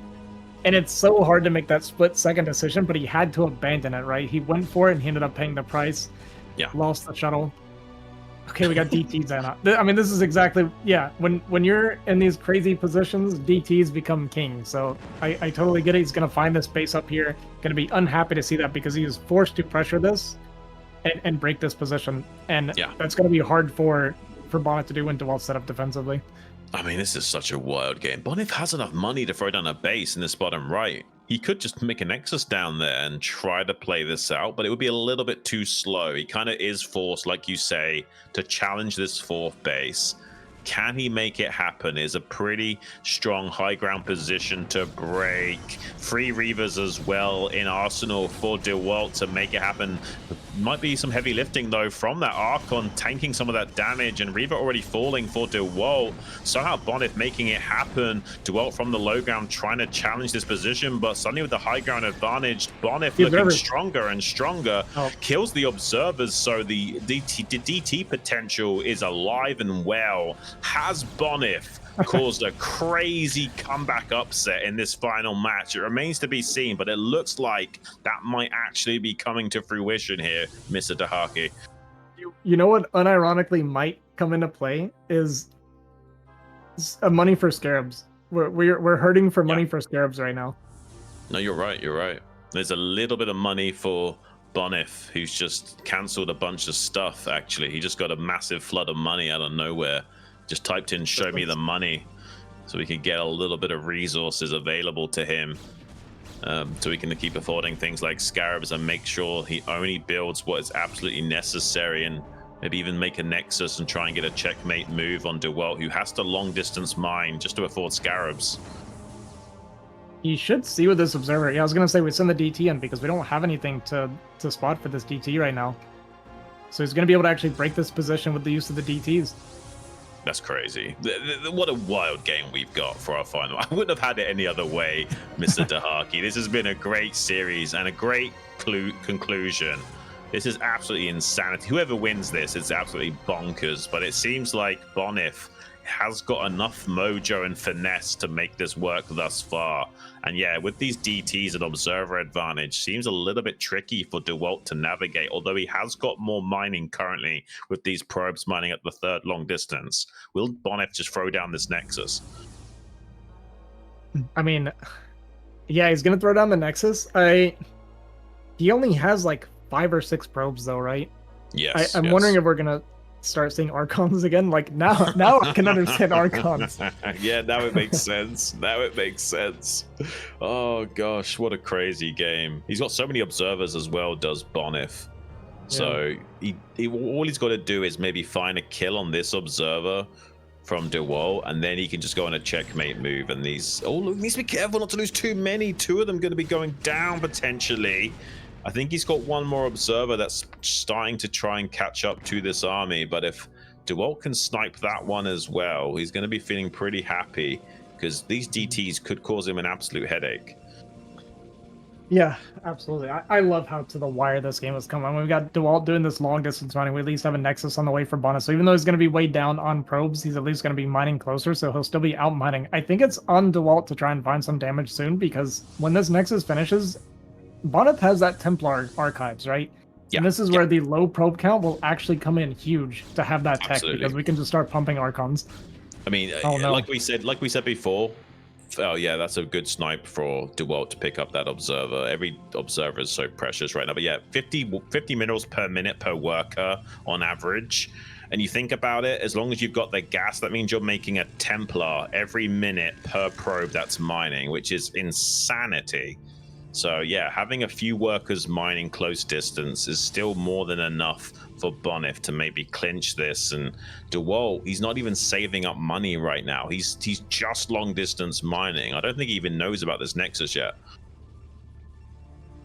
Yeah, he can probably suspect that it's there, but he doesn't know for sure. He is trying to get this, and this is a little bit scary for Dewalt, but also for Bonyth. Is he going to go for the drop? He is. Oh, the shuttle! Oh, man. And it does. Oh my gosh. This is a wild conclusion to the series, Ozzy. I don't even know what to say about this. It's so crazy. Yeah, we see all that gas disappearing for Bonyth. This is 100% going to be Archons coming out. This is a fantastic call from Bonyth. I've been saying it from the beginning. I absolutely love going Archons against Goons and Reavers. And we're going to be really happy that we have that tech here. Yeah, no, absolutely. This is going to be a great conclusion to the series. Oh my gosh, he's getting on top of this with the DT. Oh, wait, the splash damage kills the DT, actually. So that does help out Dewalt a little bit. And he has got a lot of Reavers to try and leverage against Bonyth. He's going to try and come into the natural third yet again. There's 3 Dragoons waiting there, though. So Dewalt needs to be careful not to overstep his bounds and lose a shuttle for free or something. He's going to try and poke in here, see the 3 Goons, and then back out again. You see more and more of those High Templars popping out for Bonyth now. I mean, I wonder, is he going to get Sonic Storm as well as Archons? I mean, Sonic Storm shuts down Reaver plays so well, but in these kind of situations, I'm not sure what's more optimal, Storms or Archon. I'm thinking he went Storm, right? Because we've lost a lot of gas, and I'm not seeing any, like, as many Archons as I feel like we should be seeing, right? So I think we did actually get Storm. And if we did, I hate that we're pushing up into this right now. I don't know why he's pushing up right now. This is absolutely insanity from Bonyth. He's lack of patience from him. I don't know what he's thinking, but he's still got 2 Reavers. They're both low HP, though. I'm hoping he doesn't throw the game because he's done a great job of coming back. And with this Nexus mining way ahead of schedule, Dewalt is long distance mining with a trickle of probes. So huge advantage for Bonyth. All he's got to do is trade even a 40% efficiency and he's golden. So hopefully he doesn't make any kind of weird plays like that again. He should be able to shut down Dewalt with good execution here. As bad as it went, he is just getting further and further ahead, though, because of the massive difference in mining and just the efficiency with the minerals because of the Templar tech. So we got a couple extra Archons coming out. We've even managed to add a couple more Goons, and I think Bonyth has enough to absolutely crush through this now. This is wild. I can't even believe this is happening. There's those powerful, juicy Archons soaking up so much damage, and also those sonic shockwaves ripping through Dewalt. GG is called. And the most elated we've seen Bonyth in a long while punches the sky with a massive toothy grin. He's a happy chappy, and rightfully so he should. That was a comeback of the ages. He was so far behind, not only in that game, but in this series entirely. And he did a reverse sweep on Dewalt's tempo advantage. He was 3 games in a row, match and point, and still Bonyth managed to claw his way back. Insane. Absolutely insane. I can't believe Bonyth pulls this off. You know, I was saying it earlier. I was like, we couldn't have asked for more. We went to game, the final game of the series, but I guess we could have asked for more. You cannot ask for a better finals for the last game to be so like to the last few units, like absolutely crazy. Euros. Both players were stripped to the bone there in that final game. What a crazy season we've had here in the Bombastic StarLeague. I hope you guys have enjoyed it as much as we've had casting it, because it's been a real blast, Mr. Dahaki. An absolute pleasure to join you in the booth for the grand finals. And yeah, what a spectacular series between these two guys. We're taking a look now at those brackets. You can see way back when Dewalt went down 1-3 to Bonyth and got knocked down to the loser bracket, and then kind of went sicko mode. 3-0'd Medinio, 3-0'd Siki, 4-0'd Hawk, and just was on an absolute warpath with all eyes on Bonyth in that finals, and he couldn't quite make it happen. Bonyth's he can't keep getting away with it, Mr. Dahaki. Absolutely. I mean, you want to say that, but he does keep getting away with it, right? So it's like, how do you stop this, man? I feel like Dewalt pulled out so many good builds, right? I feel like his responses were great. He really pushed Bonyth to the limit, and yeah, just fantastic end to the series. Yeah, really spectacular. What a showdown, man. I can't be happier I mean, usually PvP can be a little bit on the boring side. Not today. This was like action-packed from start to finish. Hard to call. And even when Bonyth was down that many games, we were still considering his path to victory. We knew he was capable of it. And he showed that we were valid in keeping hopes alive for him and making that a reality. What a crazy way of coming back and establishing yourself. And honestly, Hello, this really might set the... Oh, hello. I'm just going to stop talking because we've got Mr. Bonyth himself in the caster booth. How are you feeling right now, sir? Wow, I'm feeling, well, great. What can I say? Wow, what an amazing game to end the series. Yeah, honestly, crazy. What a climactic finish, man. You must be feeling elated. That's one of the strongest emotional showings I've seen from you in a long time. Oh yeah, definitely. Like in the last game, I didn't feel any pressure, and I just realized after Dewalt left the game that wow, yeah, I got it. Well, I was so happy. Nice, man. I mean, you deserved that. I mean, he had you on the ropes for a while during that series because he was, doing a lot more fancier things with his variety of build orders and trying to take advantage of your more rigid style and, utilizing primarily the Reaver micro with your goons to do the heavy lifting. And he seemed to have you like all but dead going forward towards the end of that series, but we still had hopes of you turning that around and snatching that from him despite that crazy lead, and you did not disappoint.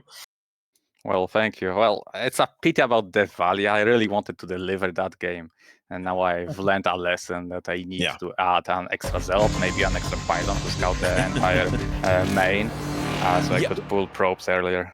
Well, I think if you were more active in denying the elevator with your zealots, maybe you would still be fine. I don't know how he managed to deduce exactly what you were doing. I think as soon as he saw you were killing your assimilators, it was like, he must be up to this kind of shenanigans. He took an earlier gas, he killed his own assimilators. It must be this. So, but if you had been more active with your zealots in the main base, I think you could have maybe allowed us to see that spectacular one-base carrier play. That would have been really fun to watch. Yeah, I believe it would be couldn't really be countered, and maybe with like suicidal river drop. So yeah, I was really looking forward to that. To that game. Didn't quite work out. Yeah. Can you quickly run me by the thought process of the hyper aggression towards the end of the final game? You almost had it in the bag and sealed, but then you suddenly started to push up to the fourth on Eclipse. Was that just because you felt you were so far ahead? Because you did lose a lot of units suddenly, and you were technically at risk of a counterattack at the third, sorry. Well, after Dewalt broke out from his natural, and I saw the probes transferring to his third, I knew that I'm not in a super advantageous position. That's how it felt. I like the vision and evidence that I'm ahead. I mean, I was trading great, so yeah. But until the breakout, which wasn't really that great for me. Yeah. And until then, it was too messy of a game to get a proper read on. I didn't know the exact timing of his expansion, so I never felt any things that this game is I just need to defend or something. It was too messy with all these observer snipes from both sides. I couldn't really see too much, and I was probably too long on one robotics. So there is that, and while Dewalt kept producing from two robots. That makes sense. I'll let Ozzy talk for a little bit. I'm sure he's got at least a question or two for you. Yeah, I got a couple questions for you. I want to pick your brain a little bit. So first off, here on Death Valley, was your plan originally to go carrier? That was always the plan? Yes, that was always the plan. Today practice it on a single player, so the games couldn't be downloaded and checked. Unfortunately, I couldn't practice because it would be visible somewhere. So yeah, arouse. Yeah, I like the idea. It's really unfortunate that he did basically the perfect thing he could have done to kill you there. So a little bit unfortunate. The other thing I want to ask you, help me understand why Archons and not Storm? I believe that for High Templars to be a war with the Storm, you need 2 Storms on each High Templar. Before that, maybe they can trade equally, and also like High Templars are great. The bigger the engagements are, the bigger the armies are. When they're like 1 controller of group or 2 controller of groups, Right. Storms are just average. Yeah, I that agree makes 100%. sense. But there was the other game. You also were prioritizing Archons over High Templars, even though the army sizes were slightly bigger. So was that a similar thought process there, or did you just think I haven't got enough time to wait for Storm Energy? I'm just going to go for value right now. I'm also just more familiar with hyper aggression, so this Okay. is my. In the past, it would be speed loss into Archons into 1 big push, timed all for that. Nowadays, with the meta leaning towards a lot of goons and rivers, these speed zells are kind of somewhere went out of the equation for some reason. But yeah, but since I had so much gas, I decided to still make some Archons. Fair not. Well, that makes sense. Yeah, that's really good. If you do favor hyper aggression, getting tempo now with your resources with the Archons does make sense rather than waiting for the storm to finish and the High Templars to gather energy. So I completely agree with that. So how do you feel going forward next weekend against these Chinese players? How do you feel about that? And possibly a PvP with Zanhu now that you've taken down Dewalt? I mean, these guys are monsters, really monsters. Every and each one of them. I don't know, Fengzi, maybe like the weakest one of them. But if Fengzi is the weakest, then that speaks of other players. And on top of them all, Mihu, of course. He's always had my number. So yeah. I don't know, but I'm looking forward to these games, even though I'll be on vacation. So we'll have to figure out. Maybe I'm gonna play from remote. I'm gonna take my keyboard, mouse, and play from PC bank. Yeah, that was going to be my next question. Are you actually going to practice for once? But it sounds like you'll be on vacation, so maybe not. I mean, if you don't rest now after the finals, when are you supposed to rest? I mean, maybe you're not wrong. Yeah, it's a good point. Well, do you know what? I think even though it'll be a very tough match for you, I think you should still play your heart out when the time comes to play, even if you don't practice a lot, because I do think you have a fighting chance against Zanhoon in a PvP or what have you, or some of these other guys. I do think you can take games off of them. Maybe the series won't go quite how you want it to go, but I think you should definitely play with confidence because you're a very talented individual. Oh, absolutely. Well, thank you for your kind words, and I'm absolutely gonna fight against them with a mindset that I am a better player than them, maybe with the exception of Mihu. Realistically, I always approach them the matches with like how much odds do I have for winning? Is it like, for example, today against Dewalt, it felt like, I don't know, 40, 45 to 50, 55, 55, 60 in favor of Dewalt. Yeah. But these are still pretty good odds. So I still went with confidence. Didn't go for turbo all-ins. I don't know, DTs, 4 gates because he is just the better player. No, let me play my own stuff and hope I can take games off him like that. Nice. Well, I'm sure a lot of people in the chat are going to be looking forward to you playing against those Chinese players. Do you have any words for your fans in the chat right now? Anything you want to say to them?